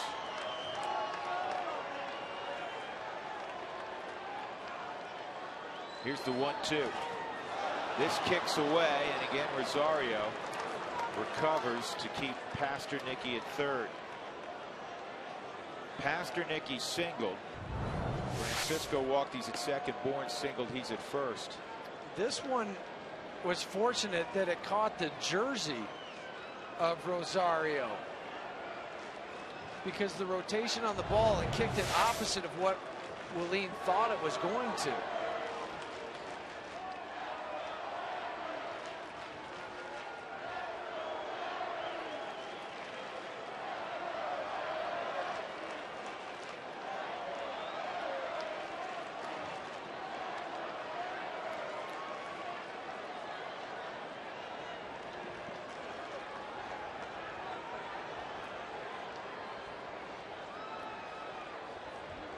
Two and two on the future Hall of Famer Chipper Jones.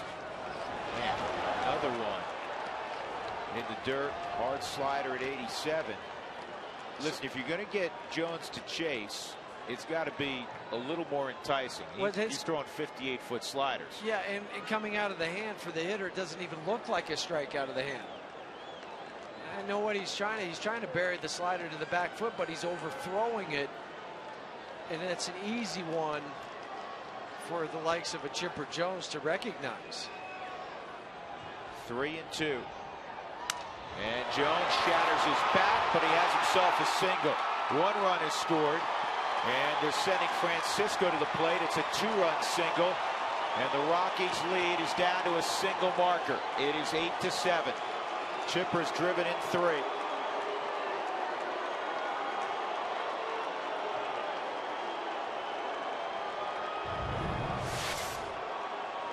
Well, he did not hit it all that hard, and in fact, it was right off the label.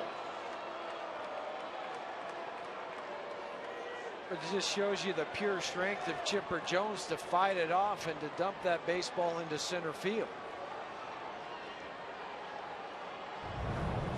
closes the book on Jamie Moyer. 5+ innings, 6 runs, 5 earned, 10 hits. And everybody will move up here. And now the go-ahead runs at second. This is ridiculous. Yeah, you've got to. Bob Apodaca has to go out to slow this game down for Esmail Rogers to get somebody an opportunity to get loose out in the bullpen.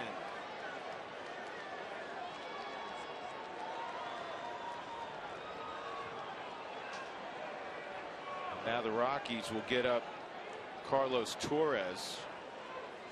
Just came up yesterday. New this season, the Rockies organization. Last year he was pitching in Japan.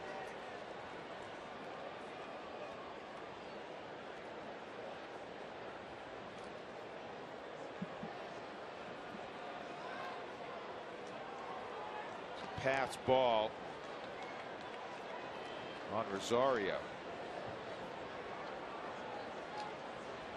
Now you make a mistake to this guy, and you're going to be down a couple runs. Freddie Freeman 0 for 3 tonight. 7 career home runs against the Rockies in 9 games.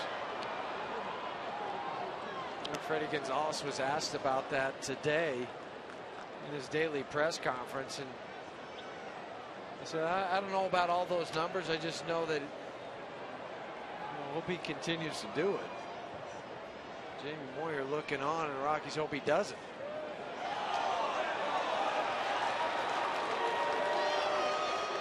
Here's Reed Freeman's lips. He said, come on, Ted. That was called a strike. See if he went.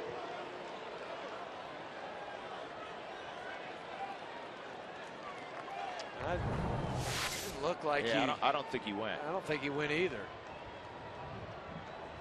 1 and 2. They changed the pass ball to a wild pitch. Ground ball. It's going to tie up the game. And also move another runner into closer scoring position to third base.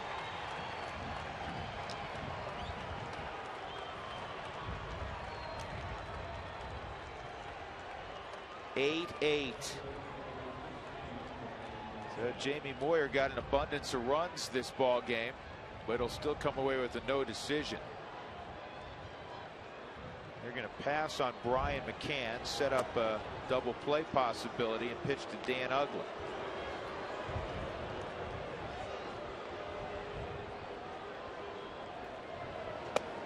Also gets Mike Minor off the hook. It does.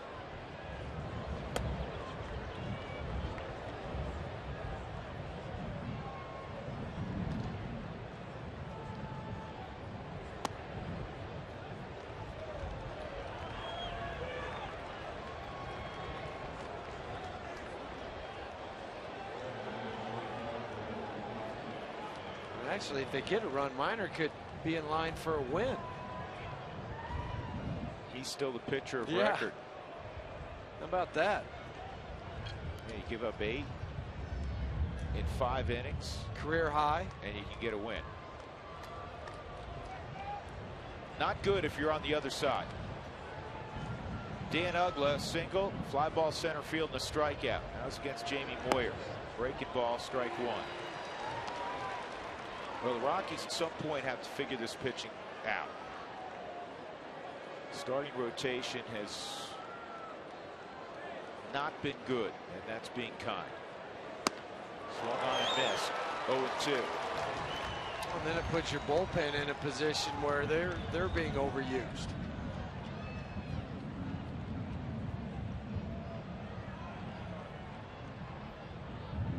And it becomes unfair to a team offensively that's been terrific. How big a number do you need? Right. Last night you spot 5 runs. You get 5 runs in the first. Tonight, as you're heading into the 6th inning, you've got an 8-3 lead. But that's the reason why when you have the 2nd highest ERA in the National League. 0-2.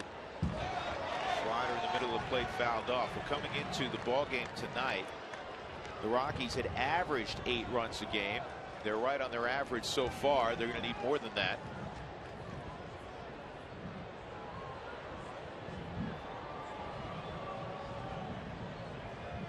Penn had a 4.88 ERA. The starters an ERA of 6.81.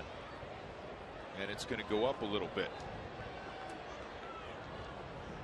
That's on this homestand coming into tonight.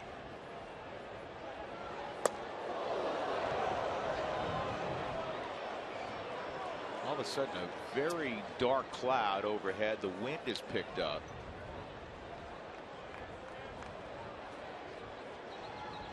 And one hot dog wrapper floating toward the heavens. Ugla pulls it to third. Can the Rockies turn it? There's one. There's two. Well, the Rockies will get to the dugout in the bottom of the 6th inning. They had an 8-3 lead when they went to the field. It's 8-8.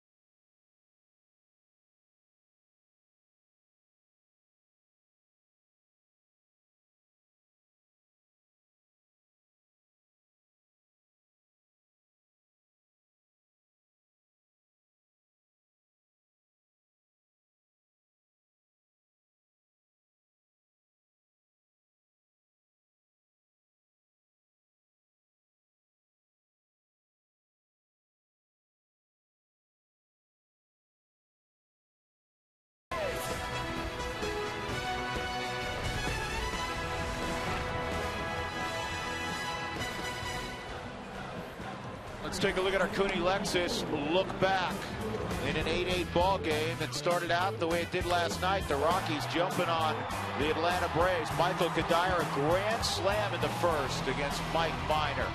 The Rockies would add 2 in the 2nd inning and 2 more on this Willeen Rosario home run in the 5th. That made the score 8-3.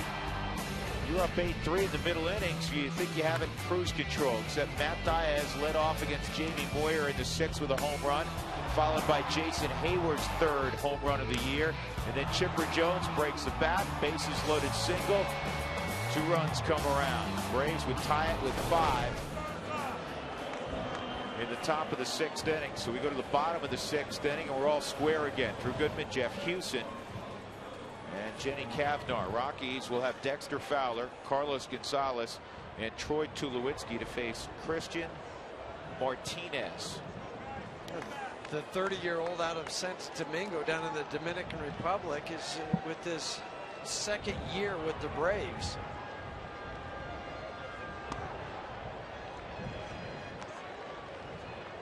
A lot of sinking action with that 3/4 delivery. A sinking fastball, changeup, slider.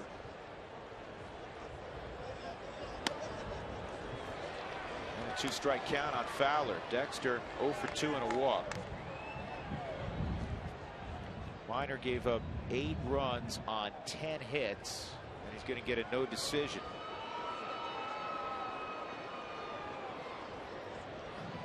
He walked 4 in the game.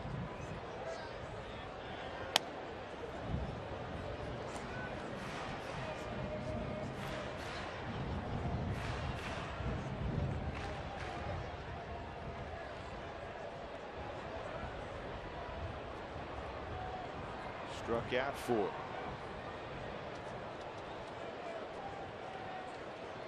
Here's the 1-2 on Dex. And a changeup and a beauty.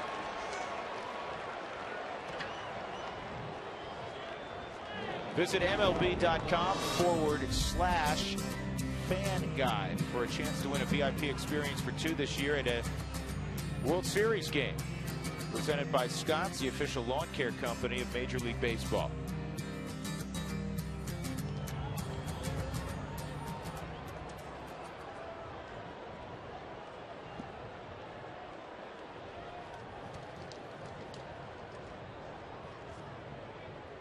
Carr goes 3 for 3, outside ball 1. Sharp single in the first, a 2-run laser of a double off the center field wall, and then a single to center his last time up.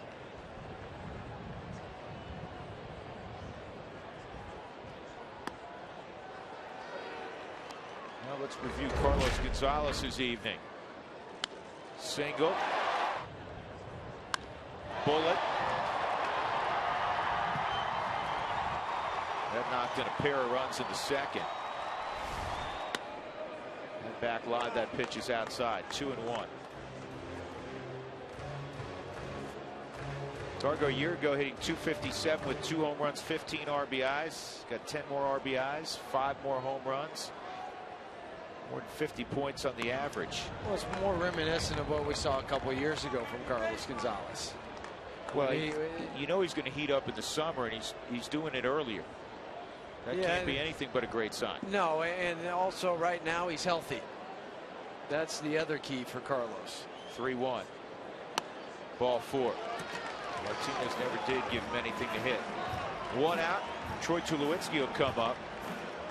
Troy has popped up in this game 3 times.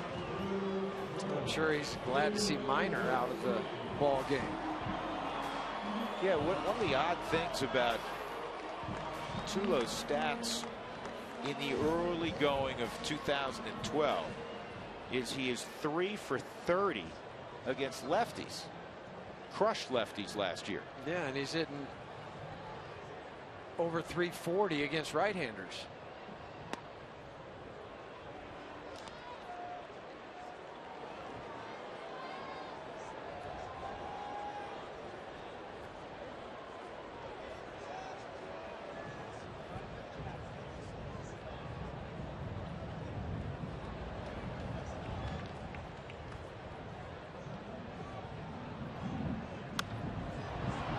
Is sliced foul.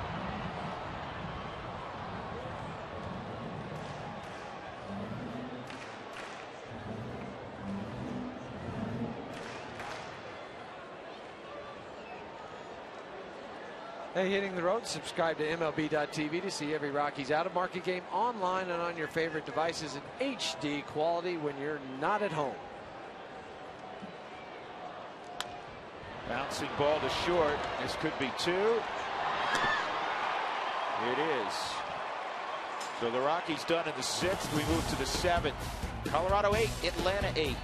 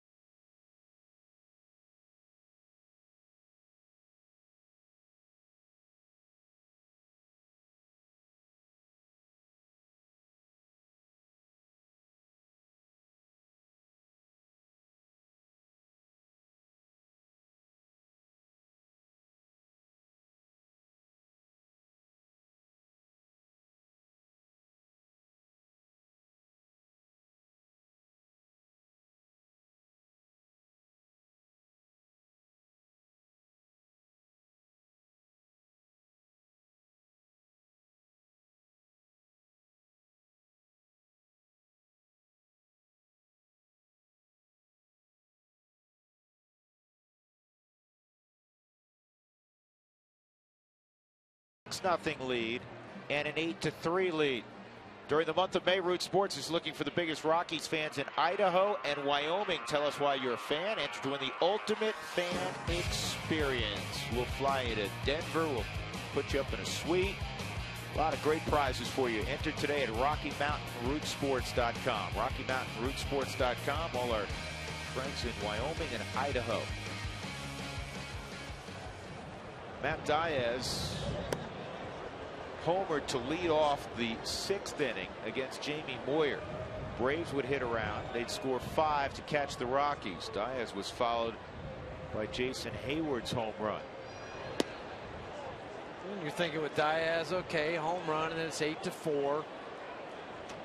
But when Hayward followed it up, then Pasichniki, and you end up walking the pinch hitter. Now it's 3-0.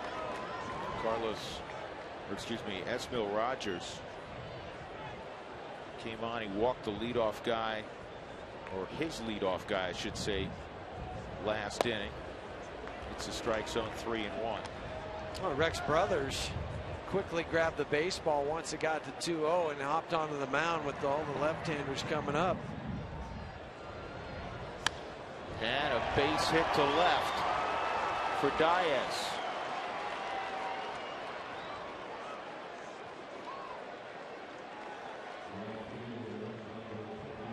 Bring up Hayward.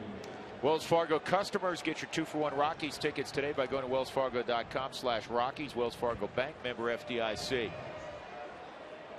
Baseball does have momentum, and the Braves own it right now. Hard to believe when you had a 6-0 lead going to the 3rd inning. We said that last night when the Rockies had a 5-0 lead after 1. And we've used the terminology before, time of possession. How much time do you spend out on defense? Well, the Braves spent a lot of time early, but lately it's been the Rockies that have been out there a long time. He may have been out. Swipe tag on the shoulder before his hand got in. Strike 1 on Hayward.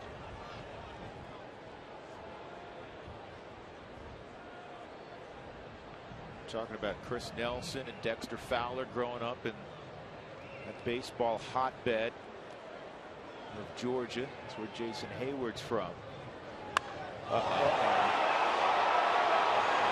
Fair, it's gone. It is a foul ball. A foul ball.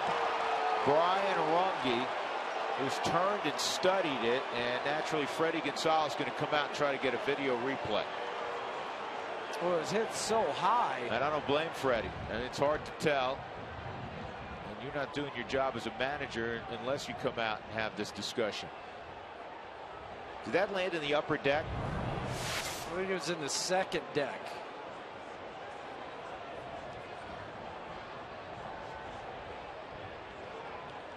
From that replay, it looked like it did go on the right side of the pole to make it foul.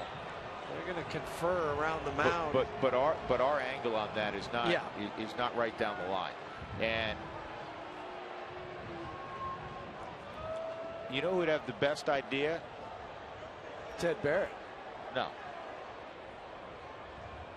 Joe Smith, who's sitting in seat 14 over there right by the foul pole. We're going to look straight up.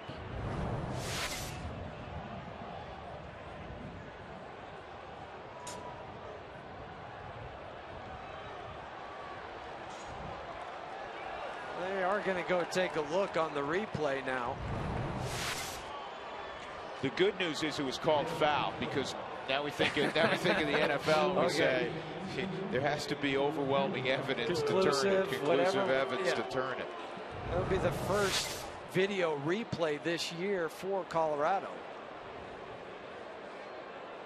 And see, from that angle, it's tough to tell. Because it was so high.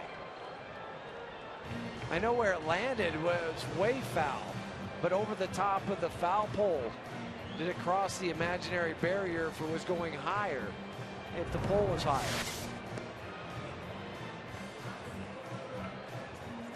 I looked at Jason Hayward's reaction, and he really didn't react like, I thought that was a home run.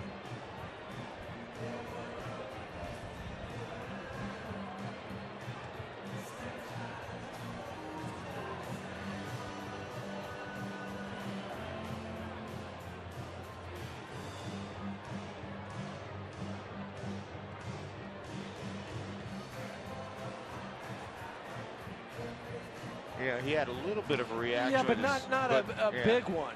Like, hey, how could you make that call type of reaction?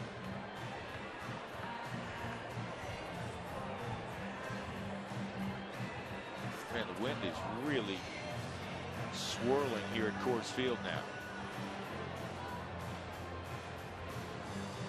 Try to give you again the best angle we have.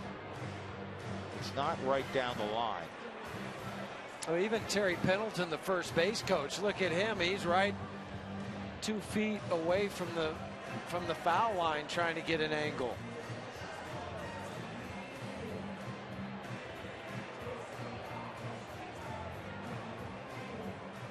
That and folks, the umpires are looking at what you're looking at. It's not as if they have some camera angle, and you can see foul ball indicated. That's Tim McClellan, the crew chief.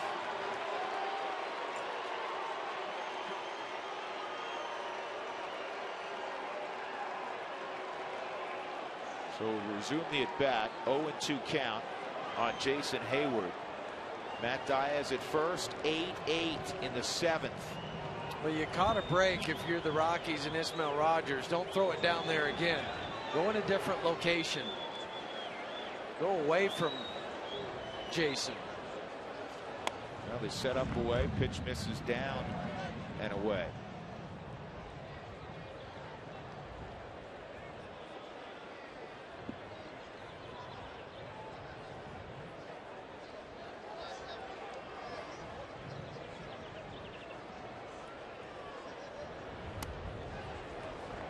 Two and out.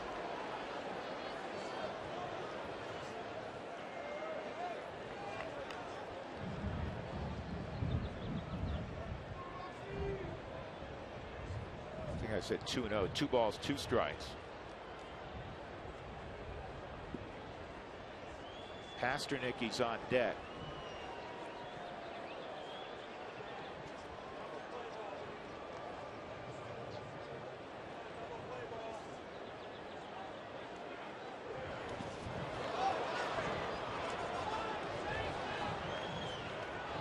Well, Rogers has kind of been an enigma. We've seen him really, really good, and then we've seen him struggle. And clearly, he doesn't have great command tonight. He's been hit hard. This is where, if you're Jim Tracy, every day being faced with such a similar set of circumstances, Tracy's a master at working a bullpen, getting matchups he wants. But if you have guys that are constantly fatigued, and then you keep calling on him, you're not going to have a bullpen at all. Yeah, and that's maybe why you would have to leave a Rogers out longer than you would when you're seeing he doesn't have his stuff like we've seen him before. His slider's not working, his fastball's spraying all over the place. Diaz goes, ball 4. He lost Hayward. Now you have first and second, nobody out. Pasternicky up, and Rogers may be forcing the hand of Jim Tracy.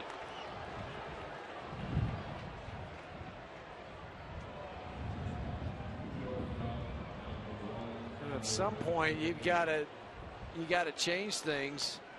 And he's just calling down to the bullpen to see if he's ready. And Rex has been throwing for a good 10 minutes down in the bullpen, so he's loose.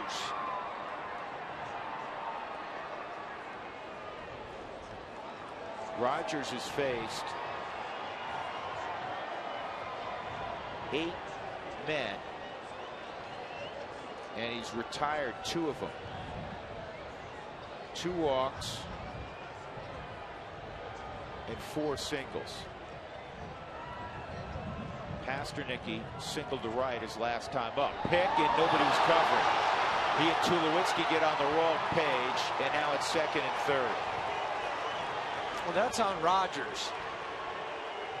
Because when you wheel and start to fire to second, then you don't have to throw the baseball.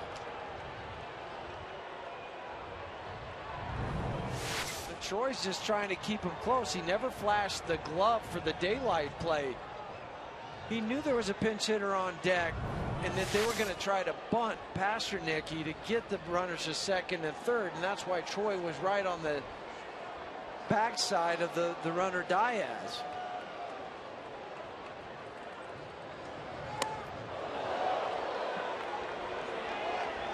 One and 0 on Pasternicki.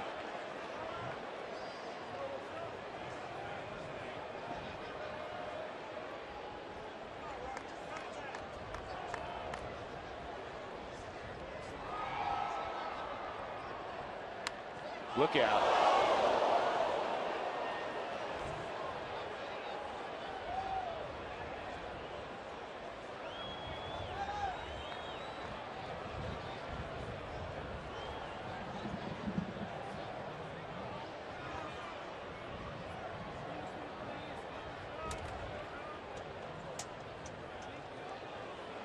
One ball, one strike on Tyler Pasternicki.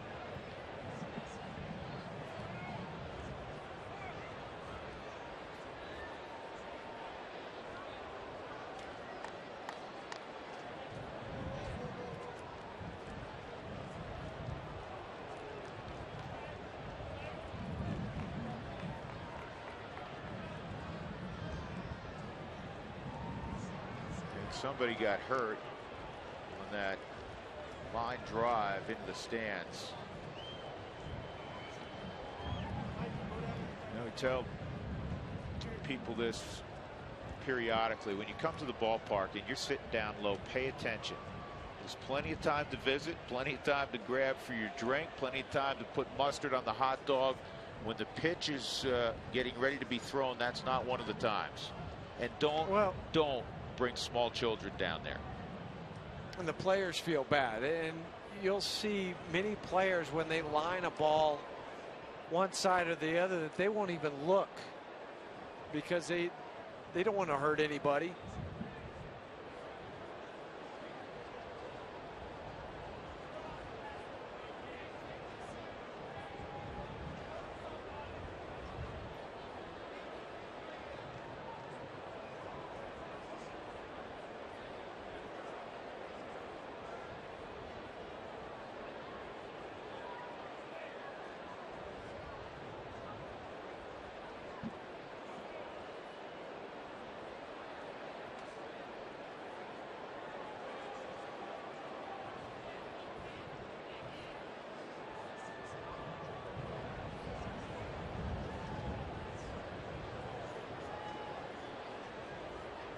Talked about timeout on the diamond.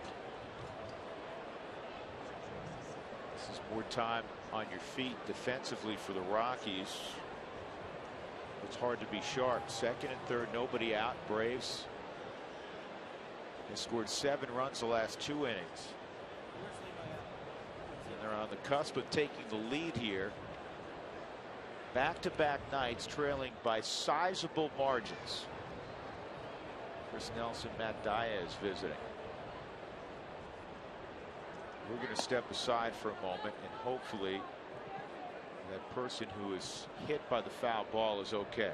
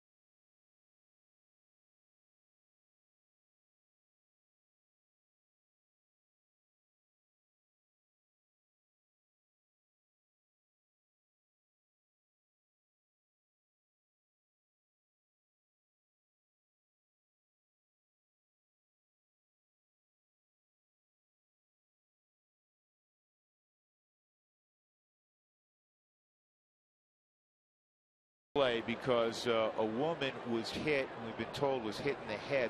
The apparent good news is they've put a neck brace on her. She is conscious and she was just smiling. We looked at it a moment ago. We were able to get a camera on the scene, and that obviously is a positive indication, but they're going to be very careful, and she's going to be taken off in a stretcher. The entire Rockies defense had come in near the dugout, actually near the camera well, to make sure she was okay.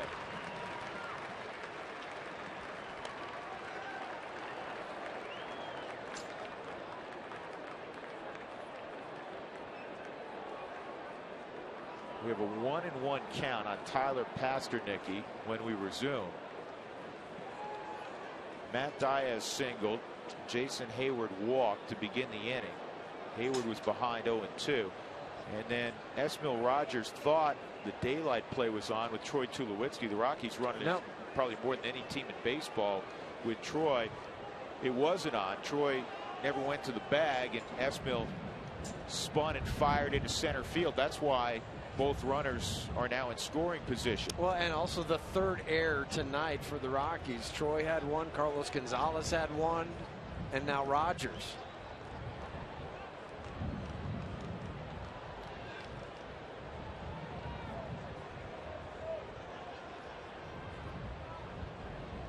I believe Martin Prado's come out in the on-deck circle. Infield in, and that's on the corner. 1-2. 97-mile-an-hour fastball from Esmil.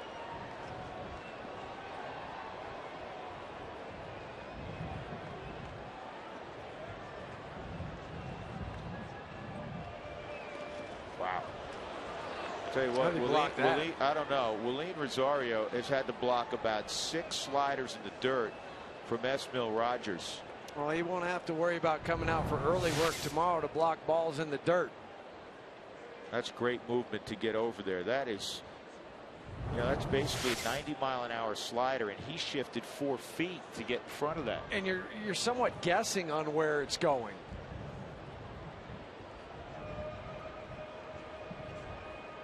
Two-2 on Pasternicki.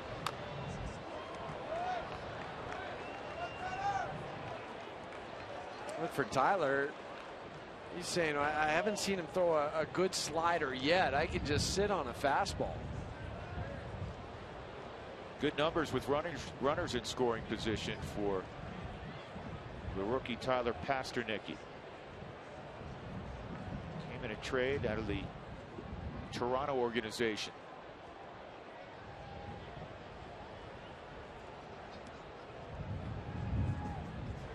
Ground ball to second. Scudero will hold Diaz and get the out at first. And now a guy the Rockies coveted during the winter months, tried to put a trade together with Frank Wren to get Martin Prado to the Rockies. When that didn't work out, they pursued and were successful in their pursuit of Marco Scudero. Well, and Prado can do so many things, both offensively and defensively. He's missed the last few days. This is the first time he's been available. He had the stomach flu, and Freddie Gonzalez said, I want to see him go out and take some ground balls, take batting practice, run around before he would play him. Ouch. And you have the stomach flu, and then you get that up and in. And Prado glared at Rogers as if there was a purpose behind it, maybe because first base was open, thinking, well, he wants to. I don't know what that could be about. I think he's just saying. But there was a glare. I think he's just saying, hey, how did you miss by 2.5 feet? You're not going to put that run out there with the top of the lineup coming up. Well, we'll have a double switch with Tyler Colvin going in for Dexter Fowler as Rex Brothers comes into the game. Rough outing for Esmil Rogers. He walks off. Bourne will be coming up.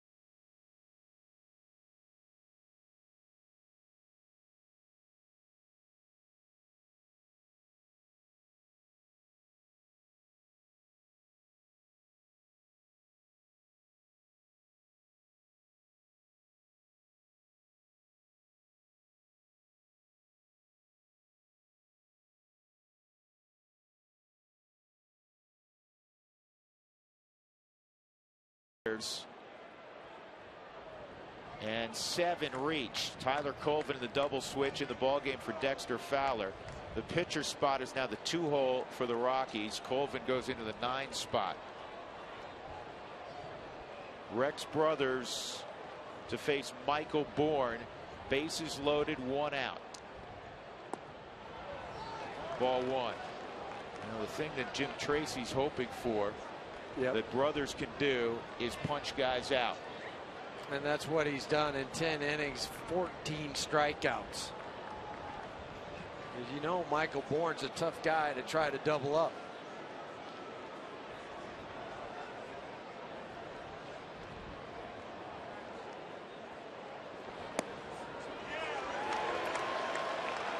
One ball, 1 strike.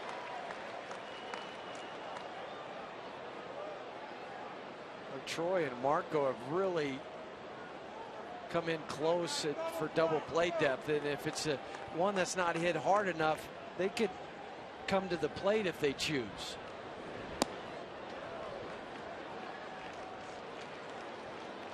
Two and one. Wrappers flying everywhere. Feel like we're in the Dust Bowl. Or Candlestick.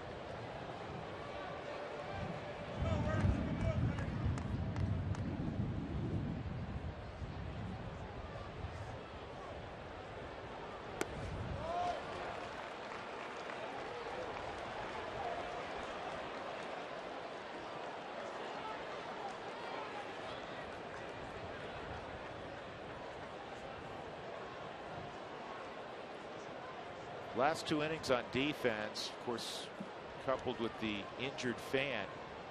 The Rockies been out in the field for probably 50 minutes. And he just walked in a run. The go-ahead run. Bourne goes to first. A 5-pitch walk. Most of those deliveries were not close. Diaz scores the go-ahead run. It is 9-8 Atlanta. And Chipper Jones is up again with the bases loaded. He had a single with the bases loaded last inning. And all that standing around in the outfield, it makes your feet feel heavy. Balls that you would get to if you were on the balls of your feet, you would, but you have a tendency to sit back now. There's a broken roller up the middle and another 2-run single for Chipper Jones. The broken bat single last inning was a floater. This one was a roller. It works the same. 5 RBI night for Jones, and the Braves are up 11-8. 8 unanswered runs for the Rockies. Chipper drove in 2 last night. Well, and last time it was left-handed. This time it's right-handed, but the same result in the same place. These last 2 innings have just been a nightmare.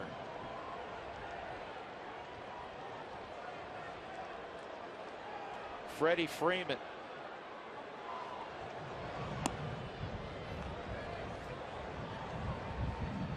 Esmil Rogers, an inning and a third, 5 runs, all of them earned, 3 hits, 3 walks, 1 intentional, no strikeouts. He hit a batter.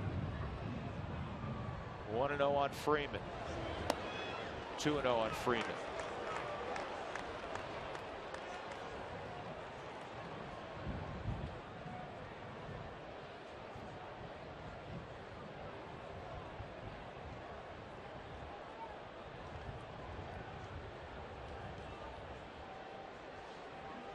You know, amazingly, the 5 ribbies for Chipper Jones ties his career high. He's done it 18 times. Course, but in his career, you'd think it would be maybe a 6, 7, 8. Yeah, I mean, as great as he's been for as long as he's been a big leaguer, 18 years. Right, you'd think he'd have had a night somewhere where there was a couple 3-run home runs or.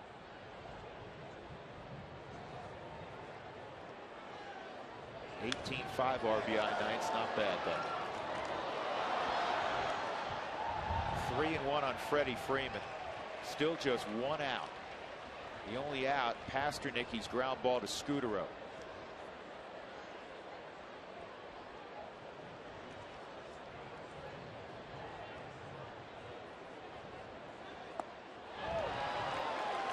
3-2.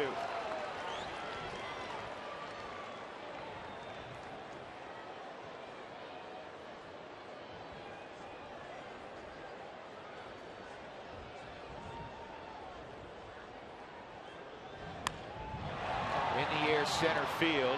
Colvin will make the catch. He will not have a play on Michael Bourne. And it is 12-8, a sac fly for Freeman. He's got 2 RBIs tonight, 23 on the season. Third run scored for Michael Bourne tonight. Third, sixth, and seventh.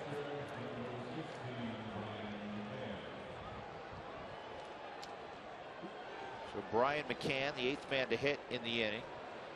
Brian is 2 for 3 and an intentional walk. He's got an RBI. If you're just joining us, the Rockies, believe it or not, led this game 6-0 after 2. They led it 8-3 going to the top of the 6th inning. The Braves have scored 9 runs over the last inning and 2/3. To say the Rockies have pitching issues would be one of the great understatements you've heard this day.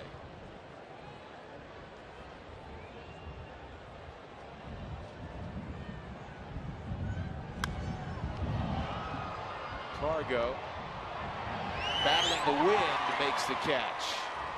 He had to position himself and then reposition himself. 4 more for Atlanta. 12-8 they lead. Middle of 7th.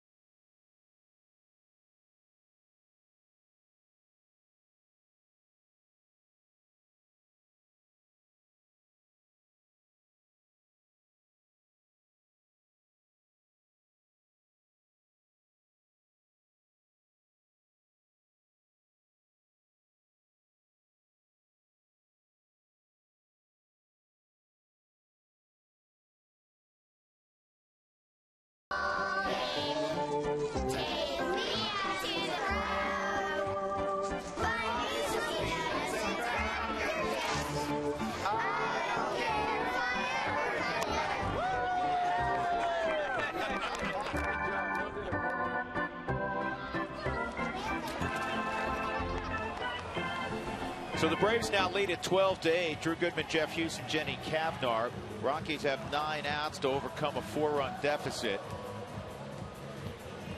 One of the more amazing things about last inning, the Braves scored 4 times. They had 2 hits, and it wasn't okay. They had a home run and a triple. They had 2 singles and scored 4 runs. Oh yeah, they had 2 walks, a hit by pitch, throwing in air. 2 singles, you score 4 runs. That is mind-boggling. You know what that is? That's what we've been watching. That's what happens on a Little League diamond. Todd Helton up there in the 7th inning. Chad Durbin's now in the ball game. 1-1. The Rockies saw Durbin last night. He was the winner in the ball game. 1 inning. Couple walks, no hits. And Helton hits a fly ball to Matt Diaz.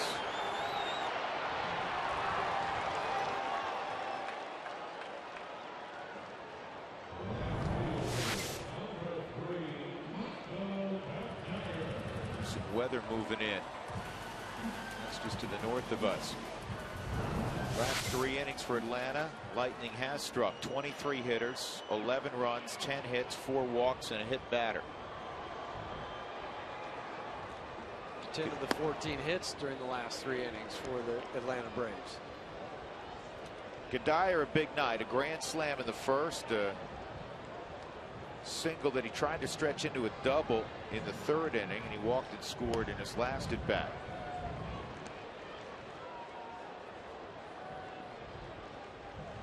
Rosario, a 2-run home run. He's on deck. Carlos Gonzalez is 3 for 3 and a walk. He has 2 RBIs. Those are the hitting stars for the Rockies tonight. They're going to need some more, though. Well, it's just one of those games you're going to have to try to outslug him. Well, that's kind of been the theme every night. Unfortunately, you're right.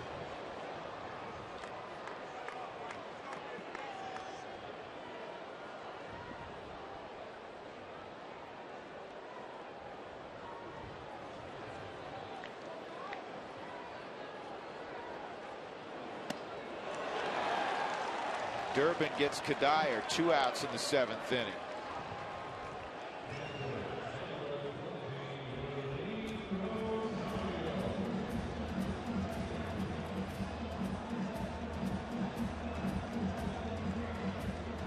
What does it do to an offense from a mental standpoint? Yeah, it's individual when you go up there, but collectively you say, man, we've had another good ball game. We've got 8 runs. Yeah, 8 runs is a W at this level. Yeah, and it is a psychological thing that you have to try to overcome, because you're right. You throw up the 8 runs. You had the big lead. You did it last night, and you lost. You scored the runs, and then what you just hope doesn't happen is you start to have the offense against the pitching, in which I've seen before on other ball clubs. That's what you fear, but that's where the veteran guys have to keep the club together in that regard.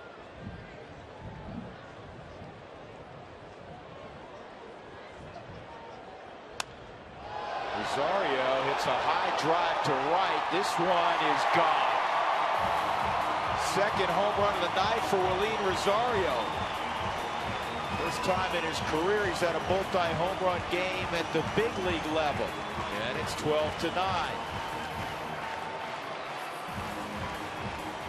4 home runs now for Willeen and 8 RBIs on the season. So we've talked about his power the opposite way, and he gets a slider that just spins and sits up there at the letters, and he deposits in the right field seats.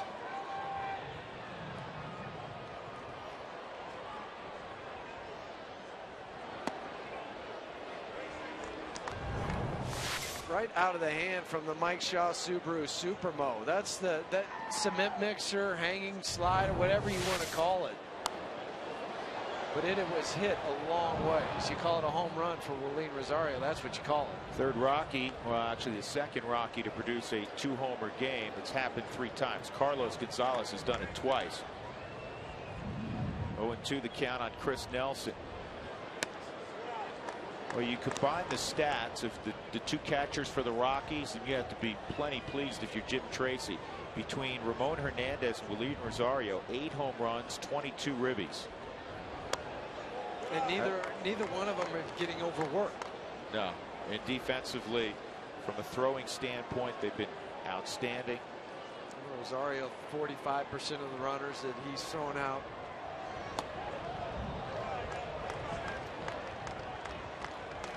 Ramon over 20%, 25%. I think Ramon was out there on the days of Pomeranz, really struggled to keep runners close. Way inside. So Durbin, 4 straight balls after getting ahead 0-2, and that'll bring up Tyler Colvin. Now we have lightning strikes all over the place.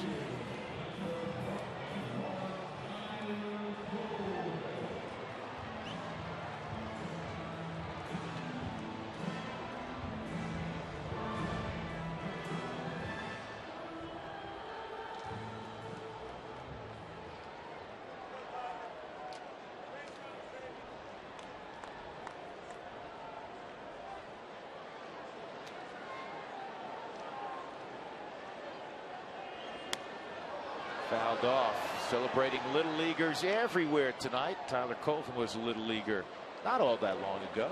Still a kid.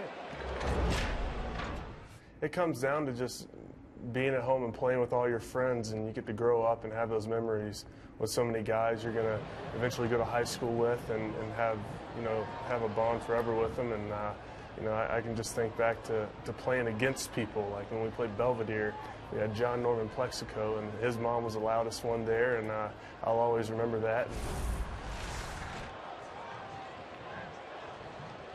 Colvin fouls this one off. Trying to turn on an inside cutter. 2-strike count on Tyler.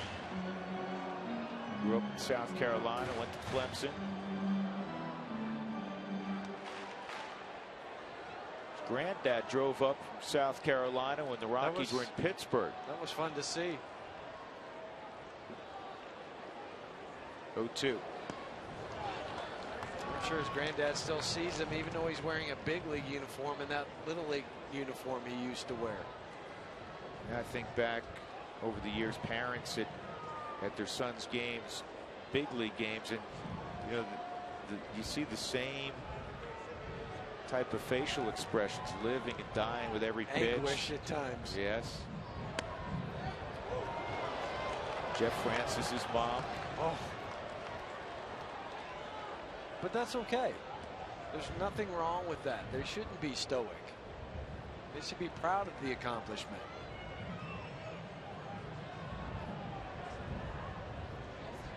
Two. Durbin again. He gets ahead. 0-2 on Nelson and walks him. He was ahead of Colvin 0-2. And now it's 3-2. Marco Scutaro on deck. Rockies have countered with the Willeen Rosario home run. Well, you just keep plugging away. That's all you can do. Ball 4. So the Rockies will get the tying run to the plate in Scutaro. See if Roger McDowell comes out. Yep, here he comes.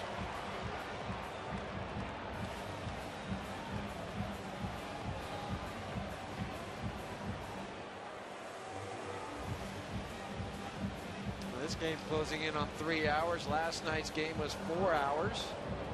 The Braves, in a span of 2 games, they played on Thursday their shortest ball game of the year, 2 hours and 2 minutes, and last night the longest in 4 hours. Yeah, they would prefer, though, to play the longer game because the 2 hour and 2 minute game they had 3 hits. Got shut out by Joe Blank 4-0. Scutaro 1 for 4. He singled back in the second inning and scored a run.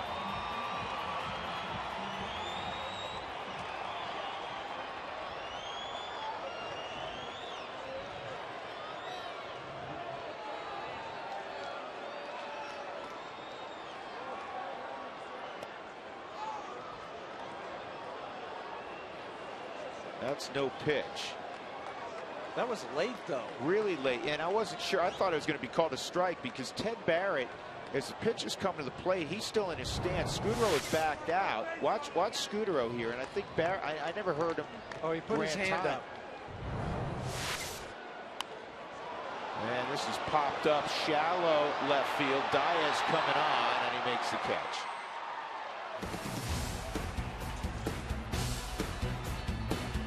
Rockies get a home run from Rosario, 3-run game.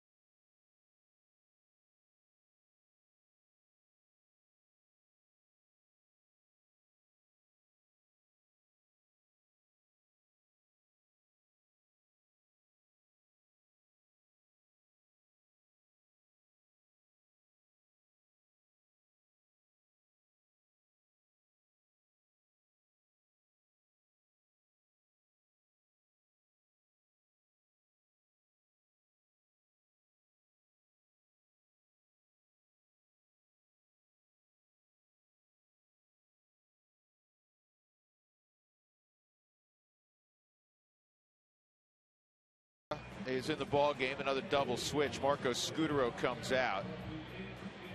So Johnny will lead off next inning. And making his Rockies debut, Carlos Torres. Torres in the big leagues a couple of years ago as a starting pitcher, and he was working in Japan last year, and this year signed by the Rockies. He was working in the rotation for the Colorado Springs Sky Sox. Yeah, it was with the Giants last year over in Japan. A couple seasons, as you mentioned, with the White Sox. Played at K-State, Wildcat. In the big leagues, 13 games, 6 starts, a 1-3 record. Been pitching and giving the Sky Sox some length in the bullpen. This is drilled to left, and Cargo will make the catch. Ugler retired.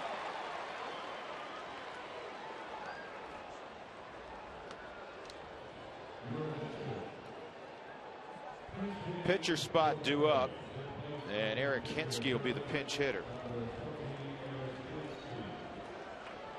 Toyota postgame show will feature Toyota talk throughout the program. Text Toyota followed by a space, then your comments to 720-720.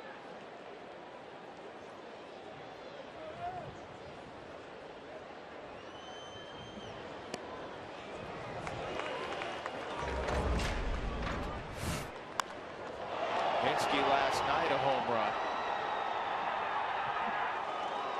That was the difference. He hit it off Edgemere Escalona. Hinsky drove in 3 last night. He had a 4-hit ball game. A 2-run home run in the 11th. That made it 9-7. Kimbrel trying to save the game. Ultimately did, though he gave up a run. If the Braves hadn't had the collapse down the end of the season last year, Hinsky would have been in his 5th consecutive postseason. He was with Boston, and then when they won it in 07 against the Rockies, and Tampa Bay, they lost in the World Series in 08, 09. The Yankees have won the World Series. In 2010, the Braves lost in the NLDS. Todd will feed Torres, 2 outs.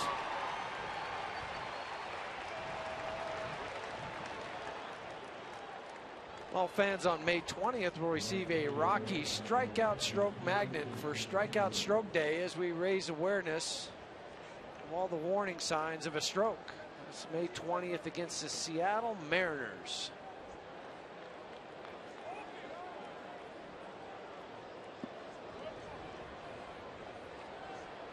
Jason Hayward with 2 outs. Hayward a walk, fly ball left field, a home run, a single. Excuse me, a home run and another walk. So 1 for 2. He's been on base 3 times. He scored 2 runs. Well, they did have the video review of the home run. That was not a home run. It was foul the last time when he walked. Right. We'll be talking about a 2 home run ball game. Rockies will have Herrera, Gonzalez, and Tulowitzki next inning. Down 12-9. Rockies have produced the most runs in the National League from the 7th inning on. They'll need to pad that statistic tonight.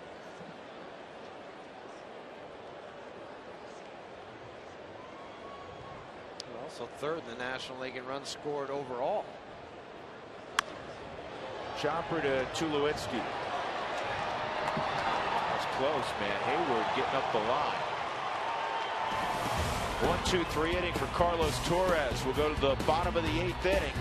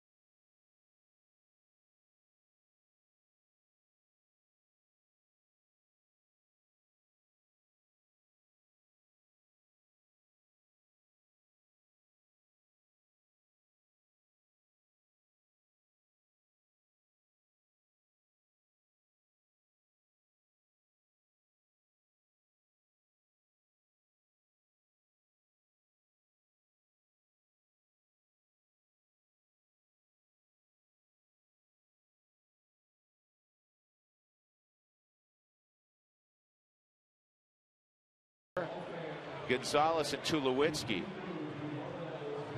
As it has started to rain here at Coors Field, quite hard in fact. This copyrighted telecast is presented by authority of the Colorado Rockies. It may not be reproduced or retransmitted in any form, and the accounts and descriptions of this game may not be disseminated without the express written consent of the Colorado Rockies. And now the home plate umpire Ted Barrett's conferring with Tim McClellan, because the Rockies just made an announcement that everybody in the upper deck is to move to the concourse because of the fear of lightning, I presume.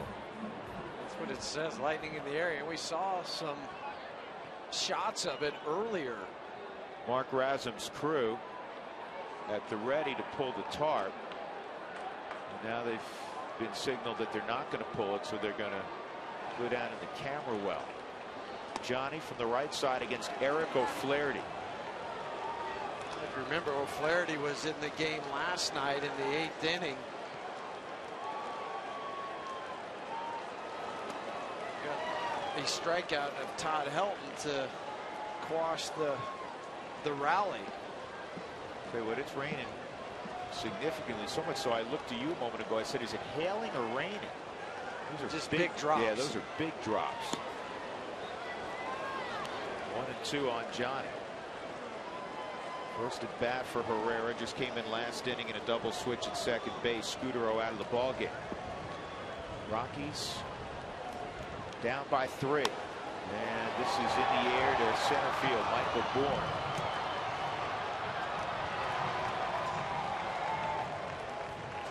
Colorado has outscored the opposition from the 8th inning on 37-17 this year.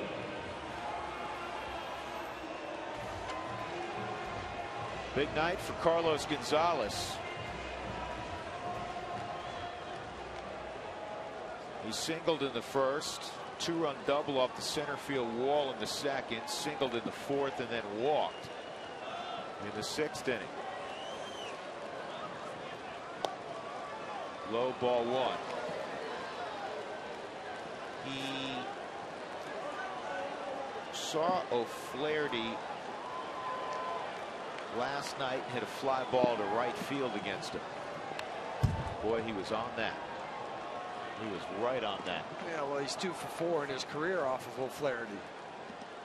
Remember, the numbers early weren't great left on left for Cargo. With his work tonight against Mike Minor, his work earlier against Clayton Kershaw, Ted Lilly, he's now got the average at 275, and it'll go up some more. 4-hit night for Gonzalez. Went 0 for 5 last night. He's locked back in, though. Yeah. Well, with great hitters, it doesn't take him more than a game or two to get locked back in. And Carlos Gonzalez is a great hitter. Been on base all 5 times.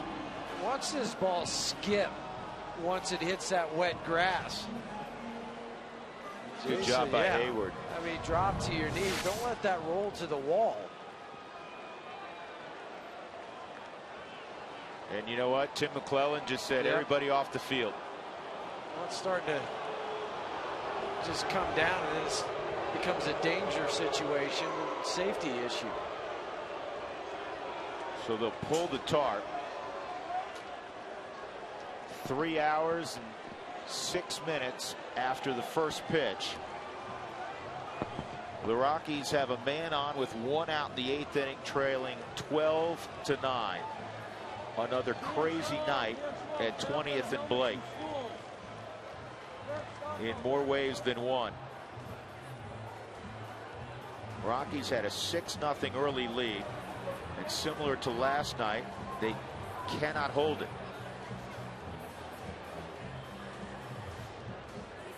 .88 degrees earlier today in the Denver area. It was exquisite at the start of the ball game, but it is Colorado and weather has moved in.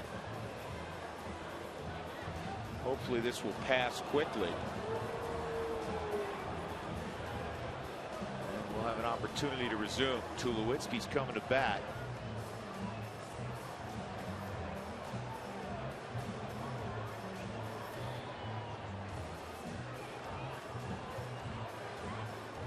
Bottom of the 8th inning.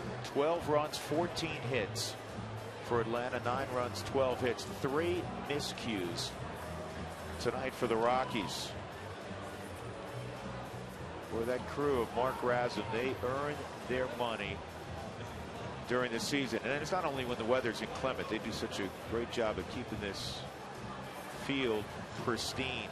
They Fluctuations in temperature. Fluctuation in temperature and weather conditions. They don't have it easy here. So 12-9's the score. We're going to step aside and take you to Rockies Weekly. Check back in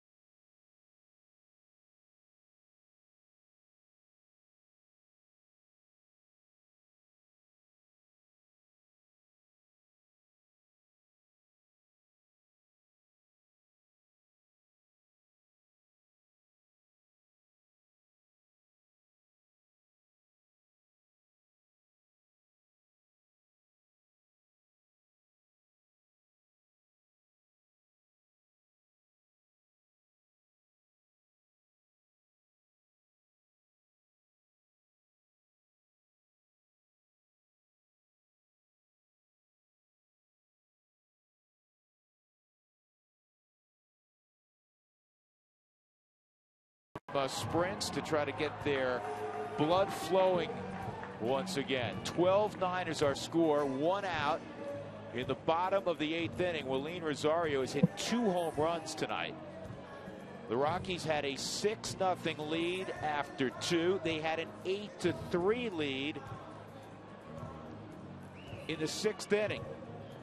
And now the Braves have a 12-9 lead. This sounds eerily familiar to last night. The Rockies pitching staff continues to struggle. Well, let's give you a visual recap now. In the 1st inning, Michael Kadire, 3-2 pitch with the bases loaded, and he takes that delivery from Mike Minor out. 6th career grand slam for Michael Kadire, and the Rockies had a 4-0 lead. Cargo doubled in 2 in the 2nd. It was 6-0. Willeen Rosario in a 6-3 game. 2-run shot to dead center. 8-3 Colorado. And then things started unraveling for the Rockies. Jamie Moyer gave up back-to-back solo home runs to Matt Diaz and Jason Hayward. And then Chipper Jones against Esmil Rogers, a broken bat, bases loaded single to drive in 2. 5 runs that inning for Atlanta. There's Chipper again, this time with the bases loaded against Rex Brothers. Another broken bat base hit. Another 2 ribbies. 5 RBI night for Chipper Jones, smashing a career best for the 18th time. And then the rain came. And we've been in a delay mode for an hour and 5 minutes. And it will be appropriately enough on a night where the game started over 4 hours ago. One of the older gentlemen, not quite as old as Jamie Moyer, but Levon Hernandez looks like he will be the new man on the hill for the Atlanta Braves. Oh, yeah, I mean, he just follows Martinez, Durbin, Eric O'Flaherty, who had been out to start this half inning, but Hernandez, who started the year in spring training with the Houston Astros, coming in for the Atlanta Braves. Well, Levon still has the warm-up top on. This is not Little League. We're celebrating Little Leaguers tonight. You can do that in Little League. You can wear the top out on the field. Yeah, I don't think in the big leagues you can wear that. No. And so Levon is walking in. He's going to have some warm-up pitches to make. The Braves still haven't taken the field. So here's what we're going to do. We're going to step aside again and come back in a couple of minutes, and we should be ready to resume. Rockies hoping to rally. Down by 3.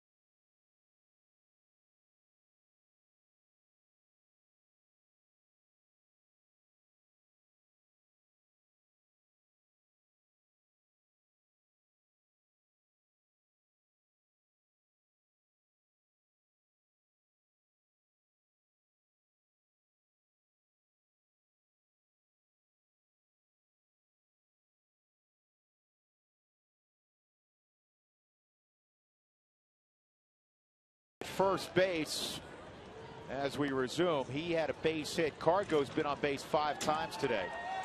4 hits and a walk. And Levon Hernandez will be making his 10th appearance. Native of Cuba. He briefly pitched for the Rockies a few years ago. Also the Mets, the Twins, the Diamondbacks, the Nationals, the Expos, when we keep going, Marlins and Giants. 477 Major League appearances, 474 starts. And Levon conferring with second base umpire Marvin Hudson. So the Rockies down 12-9. They were down 12-8 in the 7th when Willeen Rosario hit his second home run of the night to make it 12-9. So 1 out. Tulo's at the plate. It's been a tough night for Tulo. He's 0 for 4. He's made an error in the field on a 2-hopper. 1-0.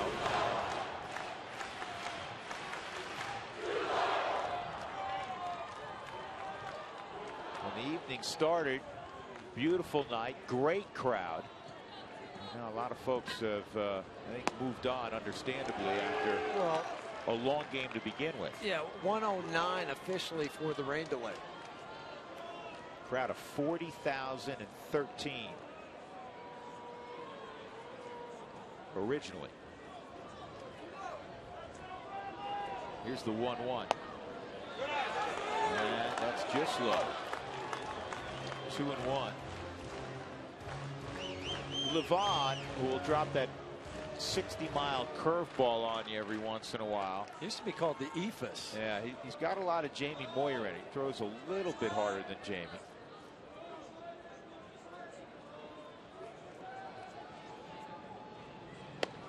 Well, there's that slow hook. This one at 64 miles an hour. 3-1. Helton is on deck. Another war of attrition tonight at Coors Field. Last night, 7 relievers for the Rockies. 4 for 7 total pitchers. Call the strike, 3-2. 5 for the Braves.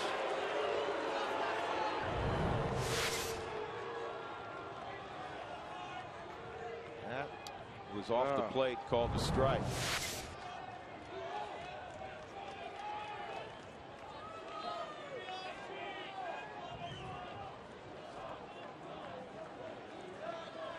Start the runner to stay out of the double play. They're not, and this ball's fouled off.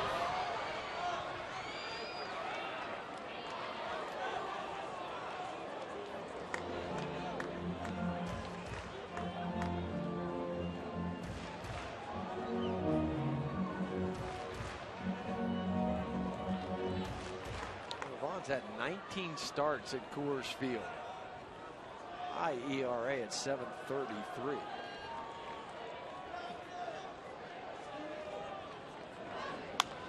And this is popped up and it's playable for Freddie Freeman. Maybe. Wynn took it and Freeman stays upright. That was a break because when that ball went up in the air, that was still within the field of play. But we've seen the Wynn pick up from about the 3rd or 4th inning on and just blow baseballs all over the place. And if Freddie Freeman can't reach it at his height with his long reach, not many players are. 3-2 again. And Troy rips a base hit to right. And now the tying run will come up and help. That has to feel good for Tulowitzki because every ball that he has hit tonight, he has worked underneath.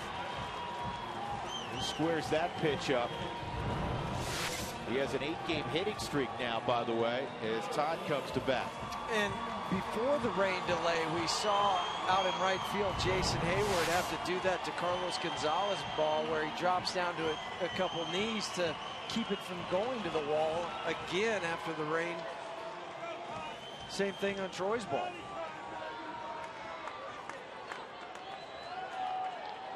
So Helton, a walk, a single, ground ball to second, and a fly ball to left field.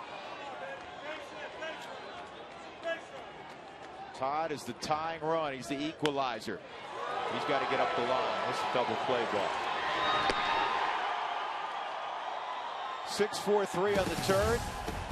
We will go to the 9th inning. 12-9 Atlanta.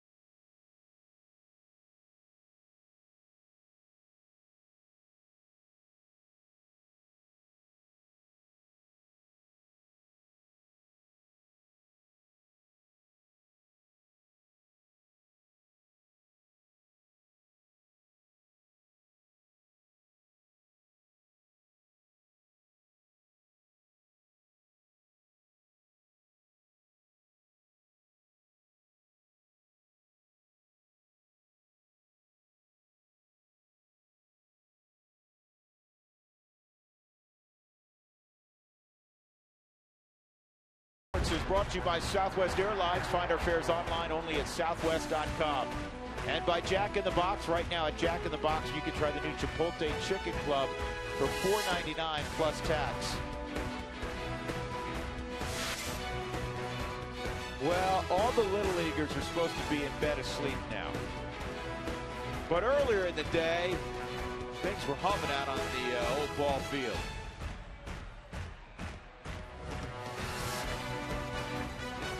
Back at Coors Field, Drew Goodman, Jeff Houston, Jenny Cavnar.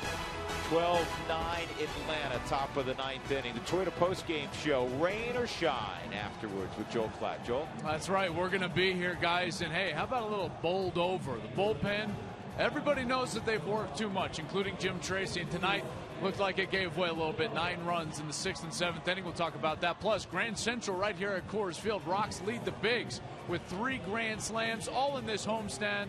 In the last 8 games, we'll talk a little bit about that. Of course, Kadire in the first with that granny. And we'll get into the clubhouse and talk with the skipper, Jim Tracy. That's all coming up on the Toyota postgame show. Drew?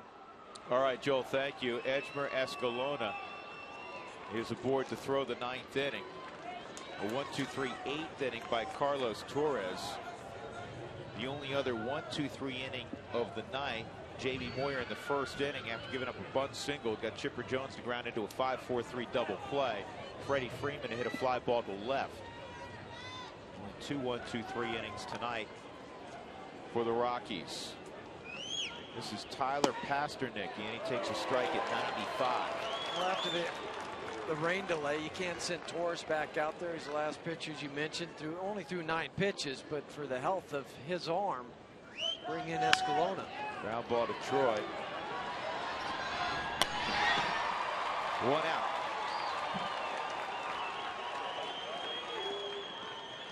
Martin Prado will get his second at bat. Prado pinch hit in the 7th inning, was hit by a pitch from Esmil Rogers and stayed in the ball game in left field. One of the leaders of that Braves clubhouse, Martin Prado, good player for a long time.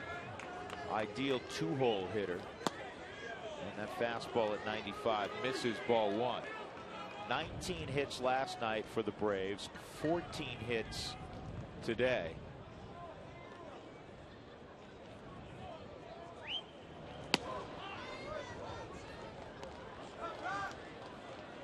That's well over 100 hits on this homestand. You know, Dougie's adding it up right now, and he's got his shoes off, and he's counting toes. And as Doug said, you don't have enough toes. 3-0. It's not good when you need a calculator to determine how many hits you've given up in an 8-game homestand. On the corner. 3-1. Michael Bourne on deck.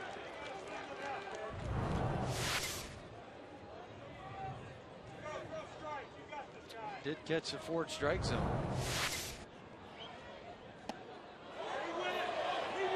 No swing.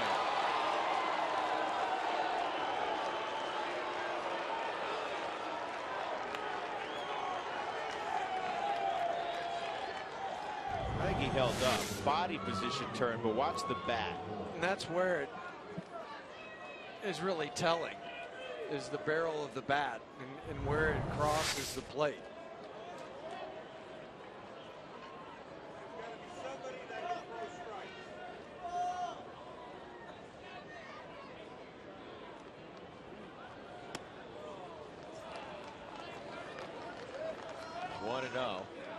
It's 113 hits now in 8 games, which is an average of more than 14 hits a game.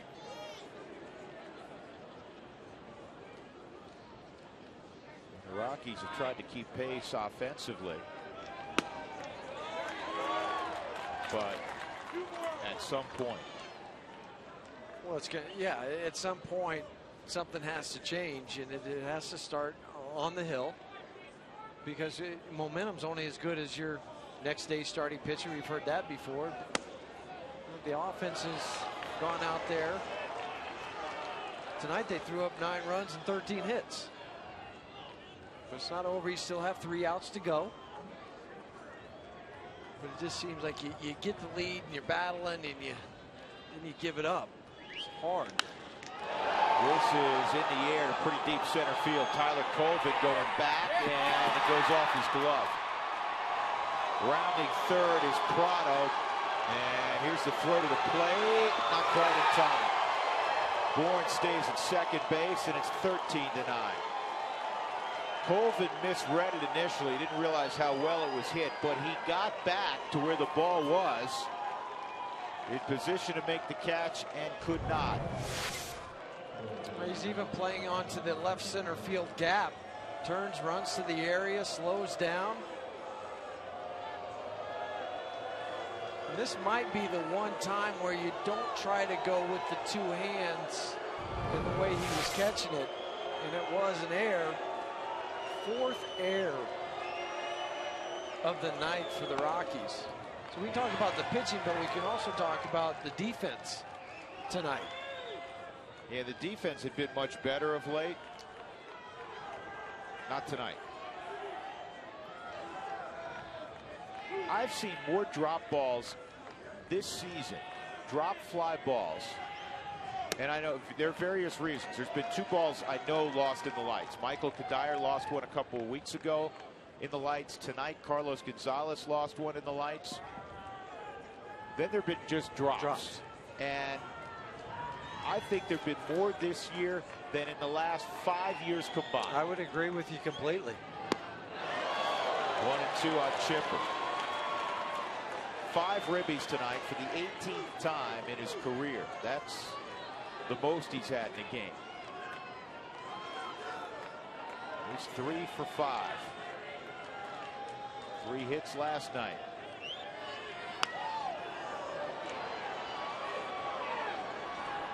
He keeps coming to Coors Field. He may talk himself out of retirement. Says that bad knee. An ACL a couple years ago. Had to have surgery again this spring for meniscus.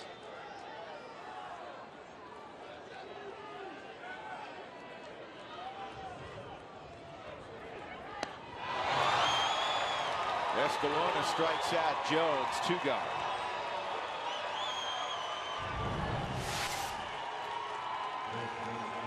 .84-mile-an-hour changeup.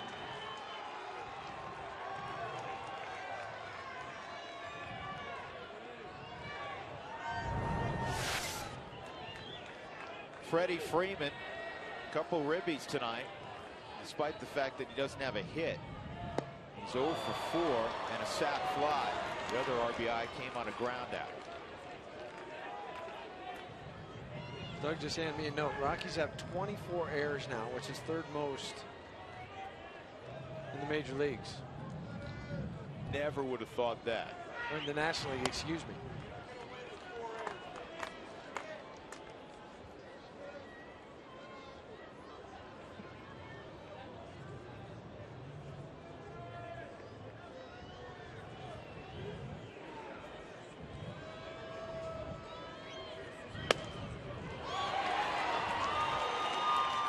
Ball and 2 strikes. That was a gift. If you look at the Ford strike zone, well off the plate.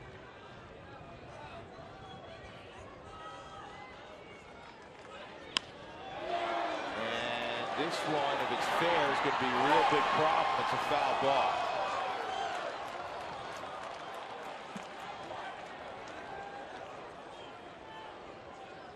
The wind helped that ball. Foul for the Rockies. Slicing. Just 6 or 7 inches. Foul.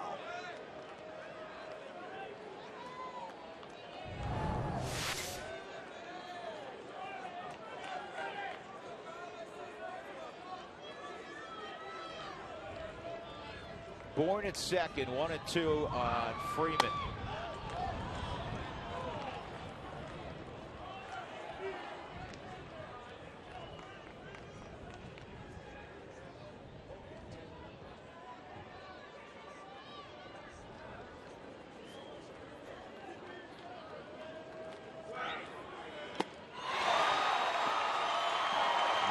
Freeman spikes his bat. Second time he's done that tonight.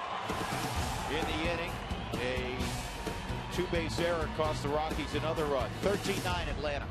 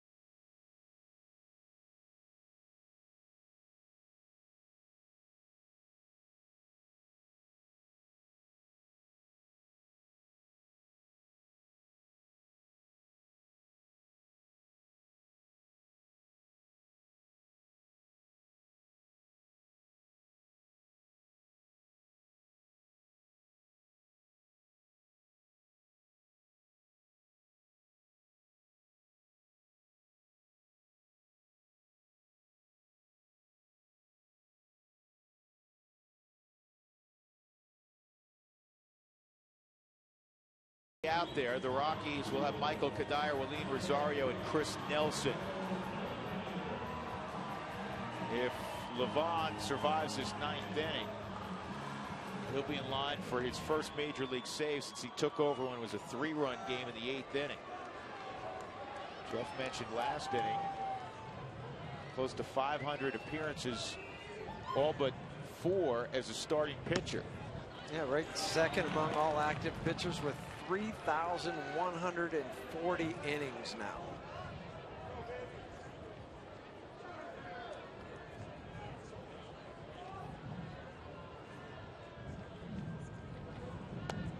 There's a super slow curveball. You tell yourself to wait back. You see it. Wait, wait, wait. Just can't.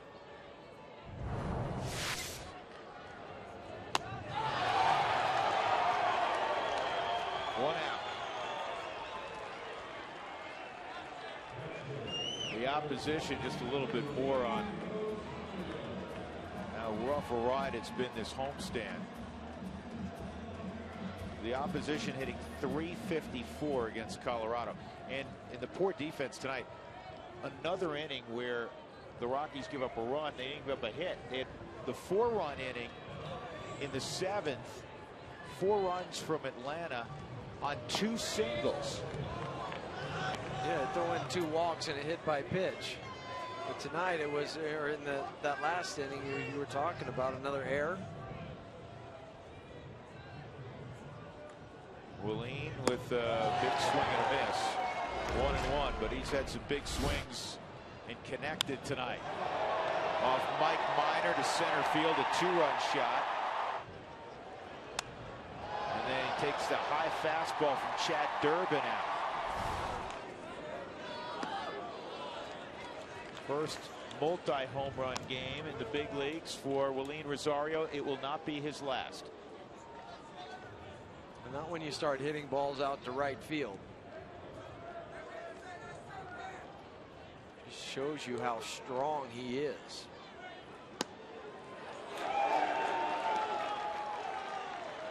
The slow curveballs and then 85-mile-an-hour fastball. Probably seemed like 98. Lamont might be one of the first guys to use that red glove.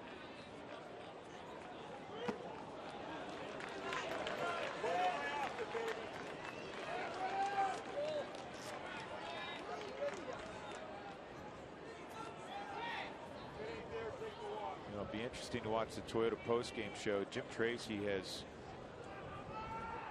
been very animated in his post-game comments, the frustration coming out with the difficulties on the hill. This is back up the middle, and he's going to turn into an out. That was not a wise move by Levant. He may have hurt his hand because maybe not. Now he's smiling about it. Okay. He shook his head like he hurt himself for a moment. Well, he's saying, why did I reach up there with my bare hand? But it's just a natural reaction. But he's fortunate when he did that it bounced right to Tyler Pasternicki. Took a hit away, actually. Yeah. That would have been up the middle. Instead of 1-6-3. Chris Nelson is 1 for 2.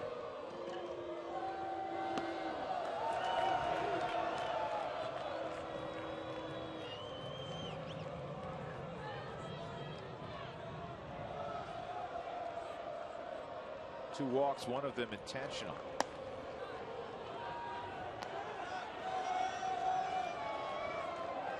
His half-brother no longer in the big leagues, El Duque. Orlando Hernandez.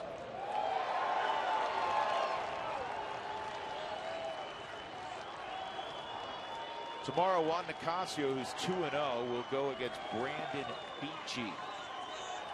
Beachy 2-1 with the 1.38 ERA. And that is the ball game. Levant Hernandez earns his first career save. Christian Martinez gets the win. He's 2-0. Esmil Rogers takes the loss. He is 0-2. And if last night's loss was a bad one, this is even worse. Rockies blow a 6-0 early lead and lose going away 13-9 to Atlanta. Tonight's delivery of the game is brought to you by Jimmy John's, America's favorite sandwich delivery guys. Visit jimmyjohns.com to find a location near you. Chipper Jones has been playing this game for close to 2 full decades.